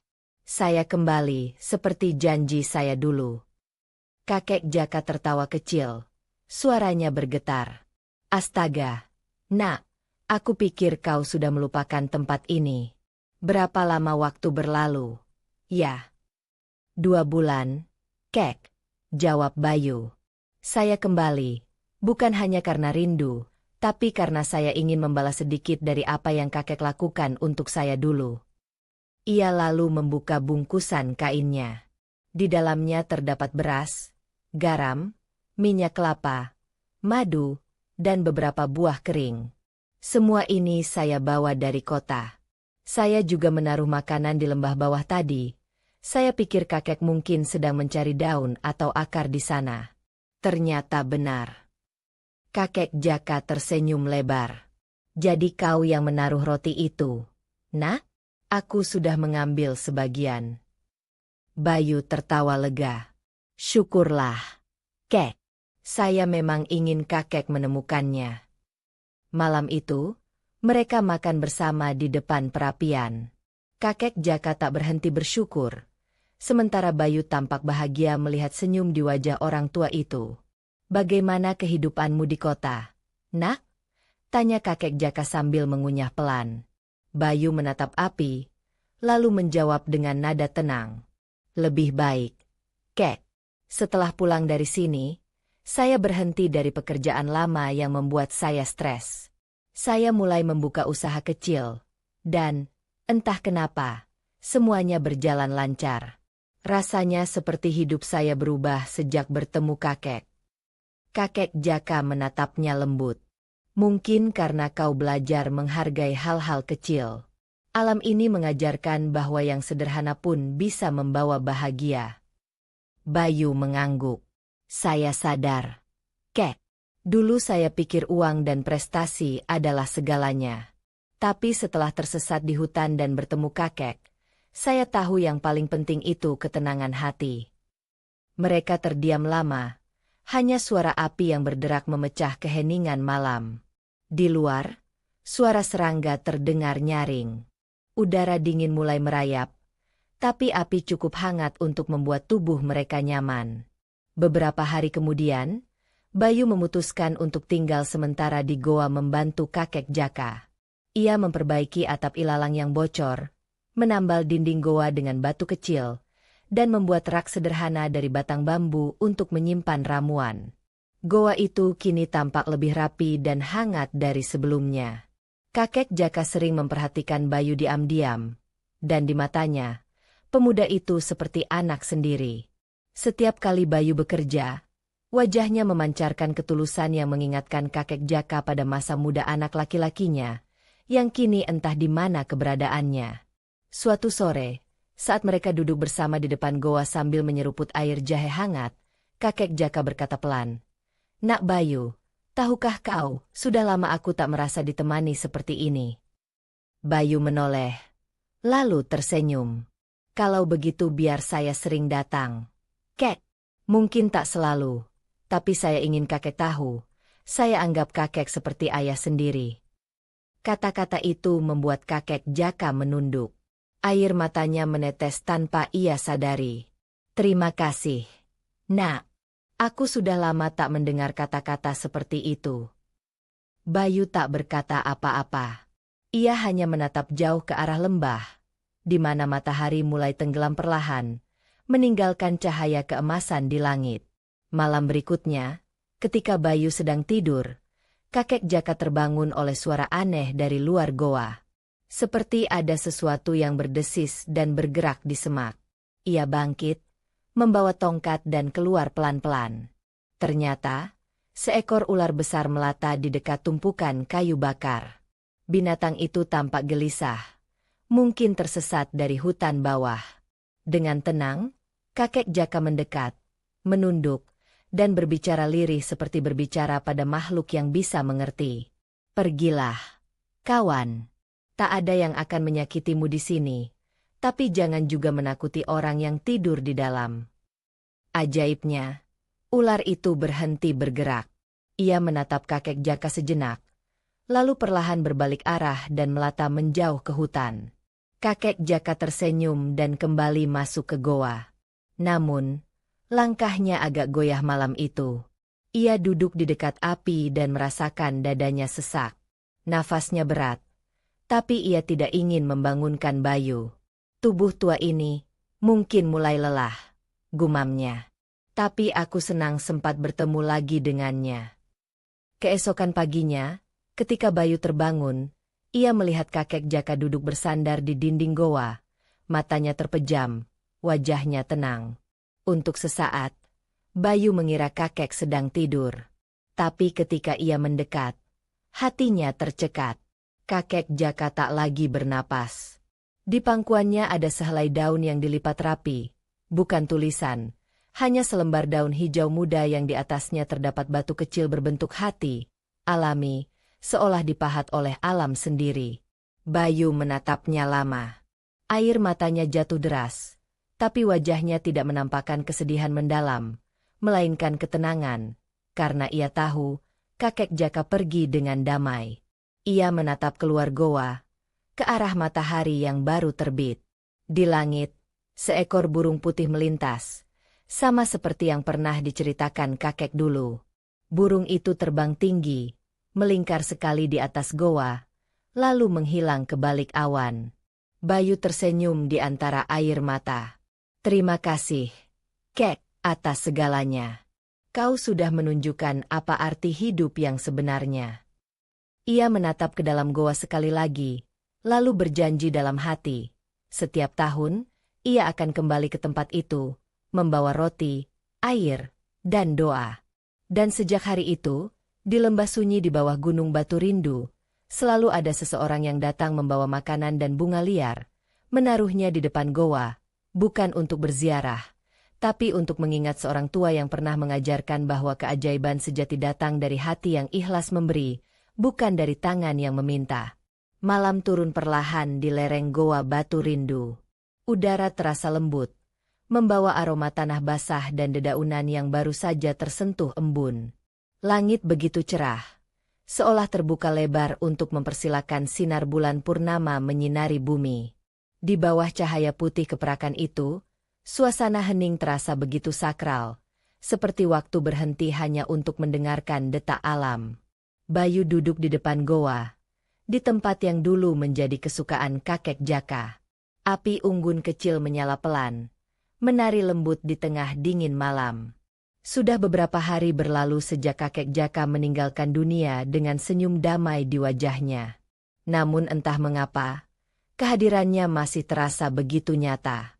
Setiap kali angin bertiup, seolah ada bisikan lembut memanggil nama Bayu, bukan dengan suara, melainkan dengan rasa yang sulit dijelaskan.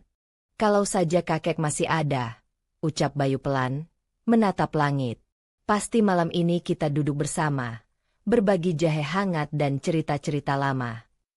Ia menatap batu datar di depan goa, tempat kakek Jaka biasa menaruh hasil panen kecil dari hutan. Kini di atas batu itu ada bunga liar yang baru ia petik sore tadi, bunga berwarna putih pucat yang mekar di antara bebatuan. Ia menaruhnya di sana sebagai tanda penghormatan. Bayu menghela napas panjang. Hidupnya di kota kini terasa berbeda. Setelah meninggalkan goa itu dulu, ia merasa hatinya tertambat di sana. Semua ketenangan yang ia rasakan di bawah sinar bulan, di antara pepohonan dan gemericik air sungai, tak pernah bisa ia temukan lagi dimanapun. Maka, setiap beberapa minggu sekali, ia kembali. Tidak untuk mencari keajaiban, tapi untuk mengingat. Malam itu ia memutuskan untuk menginap semalam di goa, mengenang segala yang pernah ia alami bersama kakek Jaka. Ia menyalakan api unggun lebih besar, menyiapkan sedikit nasi dan sayur sederhana yang ia bawa. Tak ada yang istimewa, hanya makan malam seorang peziarah yang datang dengan hati penuh rasa syukur. Namun, semakin malam, suasana terasa semakin magis. Bulan purnama menggantung tinggi di langit. Cahayanya menembus pepohonan, membuat seluruh lembah tampak seperti diselimuti sinar perak. Di tengah keheningan itu, Bayu tiba-tiba merasakan sesuatu, seolah ada kehangatan yang memeluk dari udara di sekitarnya. Ia menatap api unggun, dan untuk sesaat, nyala api itu bergoyang lembut seperti membentuk bayangan. Sekilas, ia melihat sosok samar seorang lelaki tua duduk di seberangnya, dengan rambut putih, janggut tipis, dan senyum tenang. Bayu terdiam. Dadanya bergetar. Ia tahu itu bukan halusinasi. Ia tahu siapa yang datang malam itu. Kakek, bisiknya lirih. Bayangan itu tidak menjawab, hanya tersenyum. Senyum yang menenangkan, penuh kasih. Sama seperti yang ia lihat saat terakhir kali mengucapkan selamat tinggal. Air mata menetes perlahan di pipi Bayu. Ia tak tahu harus berkata apa. Tapi di dalam hatinya, ia berbicara, seperti berbicara dengan seorang ayah yang sudah lama pergi. Terima kasih, Kek. Karena kakek, saya belajar hidup. Saya belajar bahwa kesunyian bukan kutukan, tapi tempat untuk menemukan kedamaian. Bayangan itu seolah mengangguk, lalu memudar perlahan seiring dengan redupnya nyala api. Tapi sebelum hilang sepenuhnya, Bayu merasakan sesuatu menyentuh pundaknya, seperti tangan hangat yang menepuk lembut, memberi restu. Keesokan paginya, udara terasa begitu bersih. Matahari baru muncul dari balik bukit, dan cahaya keemasannya menembus kabut tipis yang masih menggantung di sekitar hutan. Bayu bangun dengan perasaan aneh, bukan takut, bukan juga sedih, tapi tenang. Ia berjalan keluar goa dan berdiri di tepi tebing kecil di sampingnya. Dari sana, ia bisa melihat seluruh lembah terbentang hijau. Burung-burung beterbangan, suara serangga mulai menggema, dan angin lembut meniup rambutnya. Betapa indah ciptaan Tuhan, katanya lirih. Kakek pasti bahagia di sana. Namun tiba-tiba, matanya menangkap sesuatu di dekat batu besar di depan goa, sesuatu yang tidak ada semalam. Ia mendekat perlahan.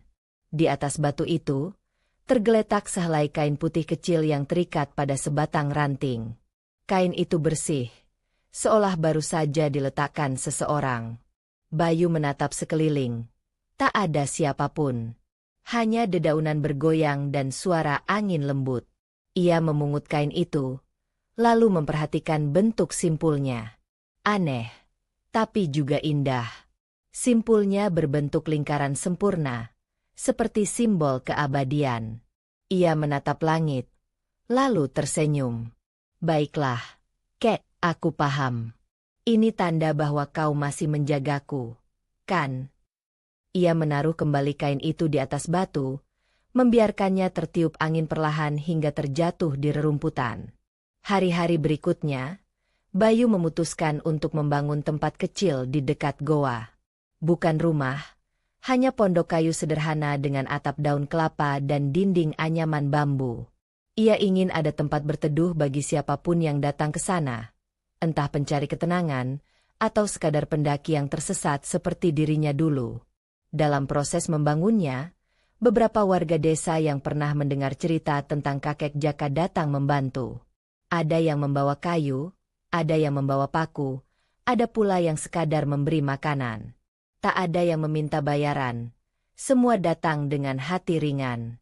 Salah seorang warga, Pak Rendra, pria parubaya yang dulu sering mencari madu di hutan itu, berkata pada Bayu sambil mengetuk papan bambu, orang tua itu semasa hidupnya sering bantu orang tanpa minta imbalan. Aku pernah dikasih air jahe sama dia waktu kehujanan. Katanya, air hangat dari tangan tulus lebih berharga dari emas dingin. Bayu tersenyum mendengar kisah itu. Benar, Pak. Dia memang begitu. Mereka bekerja hingga sore. Dan ketika pondok itu akhirnya berdiri sempurna, tampak sederhana namun kokoh, semua yang hadir merasakan hal yang sama, seolah ada getaran hangat yang melingkupi tempat itu. Malam tiba lagi. Bulan purnama masih menggantung. Kali ini lebih besar, lebih terang. Cahaya putihnya menyinari pondok dan goa, menciptakan bayangan lembut di dinding batu. Bayu duduk di depan pondok itu, membawa teko tanah liat berisi air jahe yang ia panaskan di atas bara. Ia menuang ke dalam 2 cangkir kecil, lalu meletakkan salah satunya di batu di seberangnya. "Satu untukku, satu untuk kakek," katanya pelan. Udara malam terasa sejuk, tapi bukan dingin yang menggigit, lebih seperti belayan. Di kejauhan, suara serigala gunung terdengar samar, bersahutan dengan burung malam. Semua terasa hidup, seimbang, damai. Bayu menatap api kecil di depannya. "Kakek, tahu tidak sekarang banyak orang datang ke lembah ini. Bukan untuk mencari emas atau hasil hutan, tapi untuk mencari tenang. Mereka bilang, udara di sini beda, rasanya seperti disambut. Mungkin karena jiwa kakek masih menjaga tempat ini." Ia mengangkat cangkirnya ke langit, seolah memberi hormat pada bulan. "Untukmu, Kek. Semoga damai di alam sana." Tiba-tiba, dari balik pepohonan, seekor burung putih melintas pelan. Sayapnya lebar, bulunya bersih, dan terbangnya begitu anggun. Burung itu melingkar sekali di atas pondok, lalu berhenti di dahan tepat di atas Bayu. Bayu tertegun. Ia tahu burung itu. Burung yang dulu sering diceritakan kakek Jaka. Burung yang datang setiap kali ia berdoa. Burung yang menjadi tanda cinta dan perlindungan dari sang istri yang telah tiada. Burung itu mengeluarkan suara lembut, seperti bisikan doa.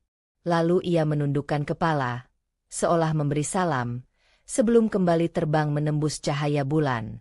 Bayu menatapnya hingga menghilang. Air matanya menetes, tapi kali ini bukan karena sedih, melainkan karena rasa haru yang begitu dalam. Beberapa minggu setelah malam itu, kabar mulai tersebar di antara warga desa.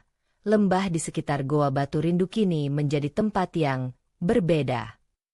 Banyak yang mengaku merasa damai setiap kali berkunjung.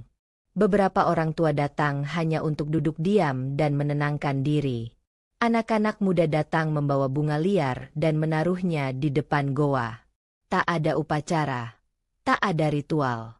Hanya kedamaian yang mengalir seperti air sungai. Dan di setiap bulan purnama, mereka selalu melihat hal yang sama, cahaya putih yang memancar lembut dari dalam goa, meskipun tak ada api di sana. Sebagian orang bilang itu pantulan sinar bulan, sebagian lagi percaya itu adalah tanda bahwa roh kakek Jaka masih berdoa untuk dunia yang ditinggalkannya. Tapi bagi Bayu, itu adalah hal yang tak perlu dijelaskan. Karena ia tahu, ada doa yang tidak memerlukan kata. Ada cinta yang tidak memerlukan tubuh. Dan ada kehidupan yang terus menyala. Bahkan setelah seseorang pergi. Malam kembali tenang. Angin berembus pelan di antara daun-daun bambu. Bayu duduk di depan pondoknya, menatap lembah yang diterangi cahaya bulan, sambil berkata dalam hati, "Terima kasih, Kek. Doamu masih hidup di sini, di setiap tiupan angin, di setiap cahaya bulan yang menyentuh bumi. Kau tidak pergi, kau hanya menjadi bagian dari keabadian yang tak kasat mata." Di langit, burung putih itu kembali melintas, hanya sekejap, sebelum lenyap di antara awan tipis. Dan di bawah sinar purnama itu, dunia terasa utuh, sunyi, damai, dan penuh cinta. Pagi itu, lembah di sekitar Goa Batu Rindu dipenuhi kabut tipis yang berarak pelan di antara pepohonan. Sinar matahari belum sepenuhnya menembus tirai putih itu, namun udara terasa hangat dan lembut, seolah alam sedang memeluk dirinya sendiri. Burung-burung berkicau rendah, suara air sungai mengalir jernih di kejauhan, semuanya berpadu dalam harmoni yang tenang, seperti sebuah lagu yang diciptakan untuk kedamaian. Bayu berjalan perlahan di jalan setapak yang dulu sering dilalui kakek Jaka.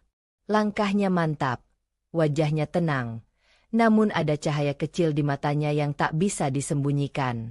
Sejak kepergian kakek Jaka, tempat itu bukan lagi sekadar hutan dan batu. Ia sudah menjadi rumah kedua, tempat di mana setiap angin yang berhembus mengingatkannya akan doa dan cinta seorang lelaki tua yang hidup dengan ketulusan yang nyaris langka. Ia membawa sebuah wadah kecil berisi bibit bunga liar. Di pondok kecil yang dibangunnya, sudah mulai tumbuh kehidupan baru, rumput yang merambat di atap, daun-daun muda yang melambai di halaman, dan suara alam yang seperti terus bernafas bersama tempat itu. Namun hari ini terasa berbeda. Ada sesuatu di udara, entah perasaan, entah firasat, yang membuat langkahnya terasa lebih pelan, seperti ingin menikmati setiap detik yang ada. Ketika sampai di depan goa, Bayu berhenti. Ia menatap batu besar di sisi kanan pintu masuk. Di atasnya masih tergeletak kain putih yang dulu ia temukan. Kini sudah memudar warnanya, tapi tetap utuh, seolah waktu tak berani menyentuhnya. Ia tersenyum kecil, lalu berjongkok, menaruh bibit bunga di dekat batu itu. "Ini untukmu, Kek," bisiknya lembut. "Aku ingin bunga ini tumbuh di sini, supaya setiap orang yang datang bisa tahu bahwa kehidupan tidak berhenti hanya karena seseorang pergi." Tangannya menggali tanah dengan hati-hati. Lalu ia menanam bibit itu dengan penuh rasa hormat, menepuk tanahnya perlahan. Saat ia berdiri, angin bertiup lembut dari arah hutan, membawa aroma tanah basah dan bunyi dedaunan bergesekan. Suara itu seolah berbisik lembut di telinganya, dan entah mengapa, Bayu merasa seperti mendengar nama Jaka di antara desir angin itu. Ia menatap ke dalam goa. Cahaya pagi menembus sedikit ke dalam, membuat dinding batu tampak berkilau samar. Bayu melangkah masuk. Di dalamnya, suasana tetap seperti dulu, dingin tapi menenangkan. Di dinding batu masih ada bekas-bekas tangan dan alat sederhana yang pernah digunakan kakek Jaka untuk menumbuk rempah atau menyiapkan makanan. Di sudut ruangan masih ada tempat tidur dari daun kering yang kini sudah hancur, dan kendi tanah liat yang sudah retak di pinggirnya. Ia duduk bersila di lantai batu, menundukkan kepala. "Kakek, aku sudah jalani semua pesanmu. Aku belajar hidup dengan sabar. Aku belajar memberi tanpa menunggu balasan. Tapi terkadang aku rindu, Kek. Rindu mendengar suaramu. Rindu melihatmu tersenyum sambil menatap api unggun." Hening menjawab ucapannya. Namun di dalam keheningan itu, terasa seolah ada kehadiran yang begitu nyata, lembut, hangat, dan menenangkan. Bayu menutup mata. Ia mulai berdoa, bukan dengan kata, tapi dengan hati. Ia mengucapkan syukur, mengirimkan cinta, dan memohon agar setiap orang yang datang ke tempat itu bisa merasakan kedamaian yang sama seperti yang pernah ia rasakan bersama kakek Jaka. Ketika ia membuka mata, sesuatu menarik perhatiannya. Dari celah kecil di dinding batu, meneteskan sinar matahari yang membentuk garis tipis di lantai goa. Tapi kali ini, sinar itu tidak biasa. Ia tampak lebih terang, lebih hangat, seperti memiliki warna keemasan yang hidup. Bayu berdiri perlahan dan mendekat ke arah cahaya itu. Di titik tempat cahaya jatuh, batu di lantai goa tampak berbeda, berwarna putih bersih dan halus, seolah baru saja digosok seseorang. Ia berlutut, menyentuh batu itu dengan jari. Dan begitu tangannya menyentuh, seolah ada getaran halus merambat ke dalam tubuhnya. Bukan rasa sakit, tapi rasa damai yang begitu mendalam. Di dadanya terasa hangat, lalu matanya terpejam dengan sendirinya. Dalam sekejap, dunia di sekitarnya berubah. Bayu kini berdiri di padang hijau luas, dipenuhi bunga-bunga liar dan langit biru yang tak berujung. Angin bertiup lembut membawa aroma madu dan kayu manis. Dan di kejauhan, ia melihat sosok seseorang, berjalan pelan menuju dirinya. Rambut putihnya berkilau di bawah cahaya matahari. Langkahnya tenang, senyumnya hangat. "Kakek." Suara Bayu bergetar. Kakek Jaka berhenti di depannya. Wajahnya sama seperti dulu, penuh kedamaian, penuh kasih. Namun kali ini ada cahaya di sekeliling tubuhnya. Ia menepuk bahu Bayu dengan lembut. Kau sudah melangkah jauh.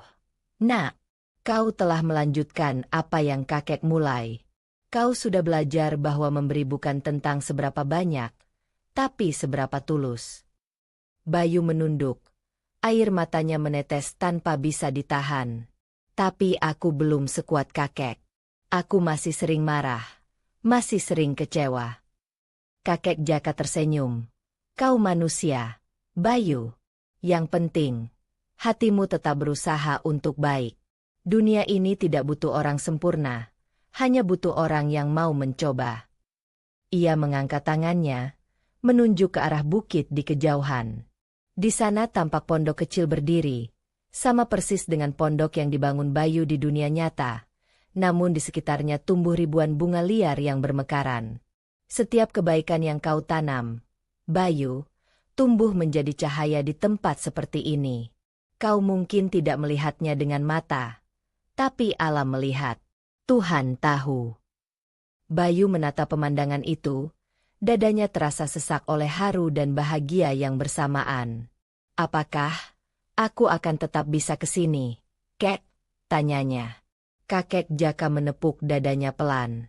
Tempat ini ada di dalam hatimu. Nak, selama kau hidup dengan cinta dan syukur, kau akan selalu berada di sini.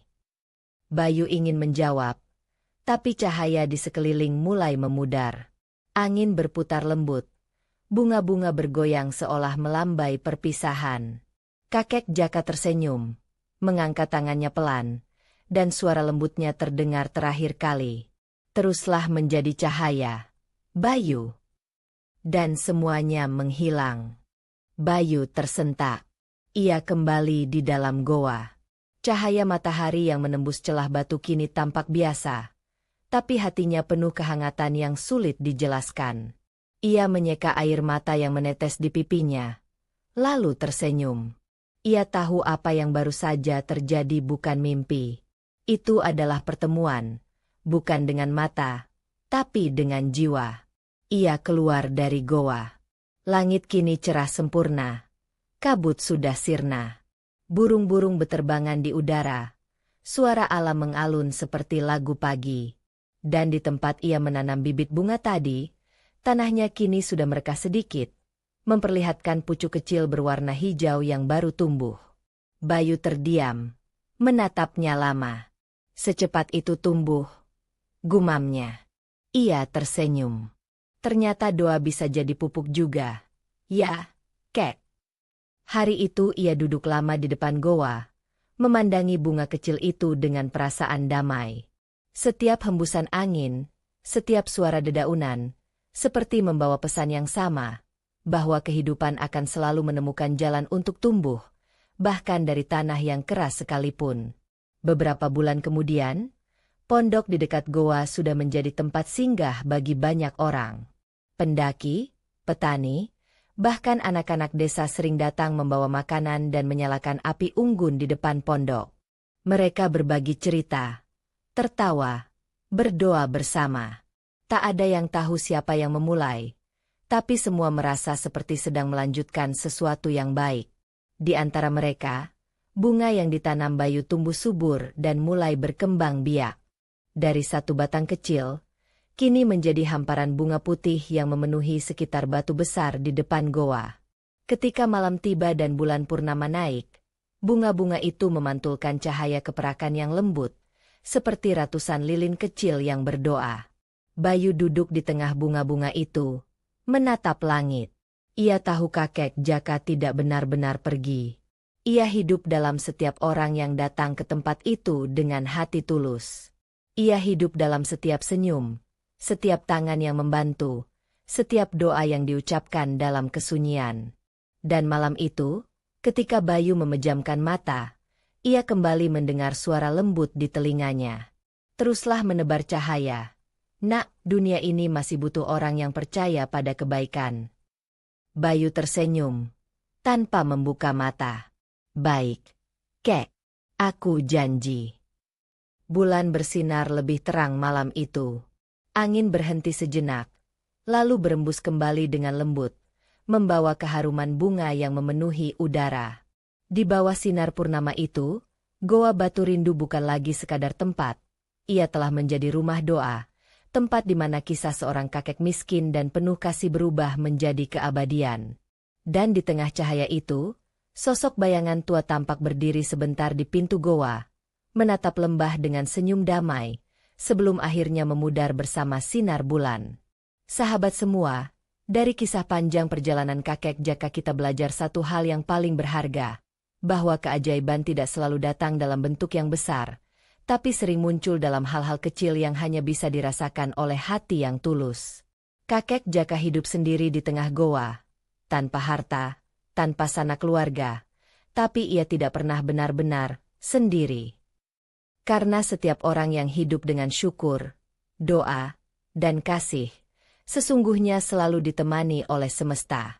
Allah mendengar, Tuhan melihat, dan cinta sejati tidak pernah mati, hanya berubah bentuk menjadi cahaya yang menjaga dari kejauhan. Ketika dunia terasa sepi, ketika bantuan terasa jauh, ingatlah pesan sederhana dari kakek Jaka. Jangan takut hidup dalam kesunyian, sebab keajaiban selalu datang pada hati yang tulus. Mungkin saat ini ada di antara kita yang sedang berjuang sendirian. Mungkin ada yang sedang menahan lapar, menahan rindu, atau menunggu pertolongan yang tak kunjung datang. Tapi percayalah, selama kamu tetap berbuat baik, tetap berdoa, dan tidak berhenti berharap, semesta tidak akan menutup mata. Bantuan mungkin tidak datang dalam bentuk uang atau barang, tapi bisa hadir lewat seseorang yang peduli, lewat doa yang dijawab dengan cara tak terduga, atau bahkan lewat kekuatan baru di dalam dirimu sendiri. Kisah kakek Jaka bukan hanya cerita tentang seorang lelaki tua di dalam goa. Ini adalah cermin kehidupan kita semua. Ia mengajarkan bahwa kekayaan sejati bukan terletak pada harta yang kita simpan, tetapi pada kebaikan yang kita sebarkan. Dan ketika kita menolong orang lain tanpa pamrih, kita sebenarnya sedang menolong diri sendiri untuk menjadi lebih damai, lebih manusiawi. Jadi, kepada semua penonton dan pendengar yang baik hati, jangan berhenti menjadi cahaya, sekecil apapun itu. Karena dalam dunia yang sering gelap oleh ego dan amarah, satu hati yang tulus bisa menjadi obor bagi banyak jiwa yang tersesat. Semoga kisah ini menjadi pengingat, bahwa bahkan di dalam goa yang sunyi pun, Tuhan tetap hadir.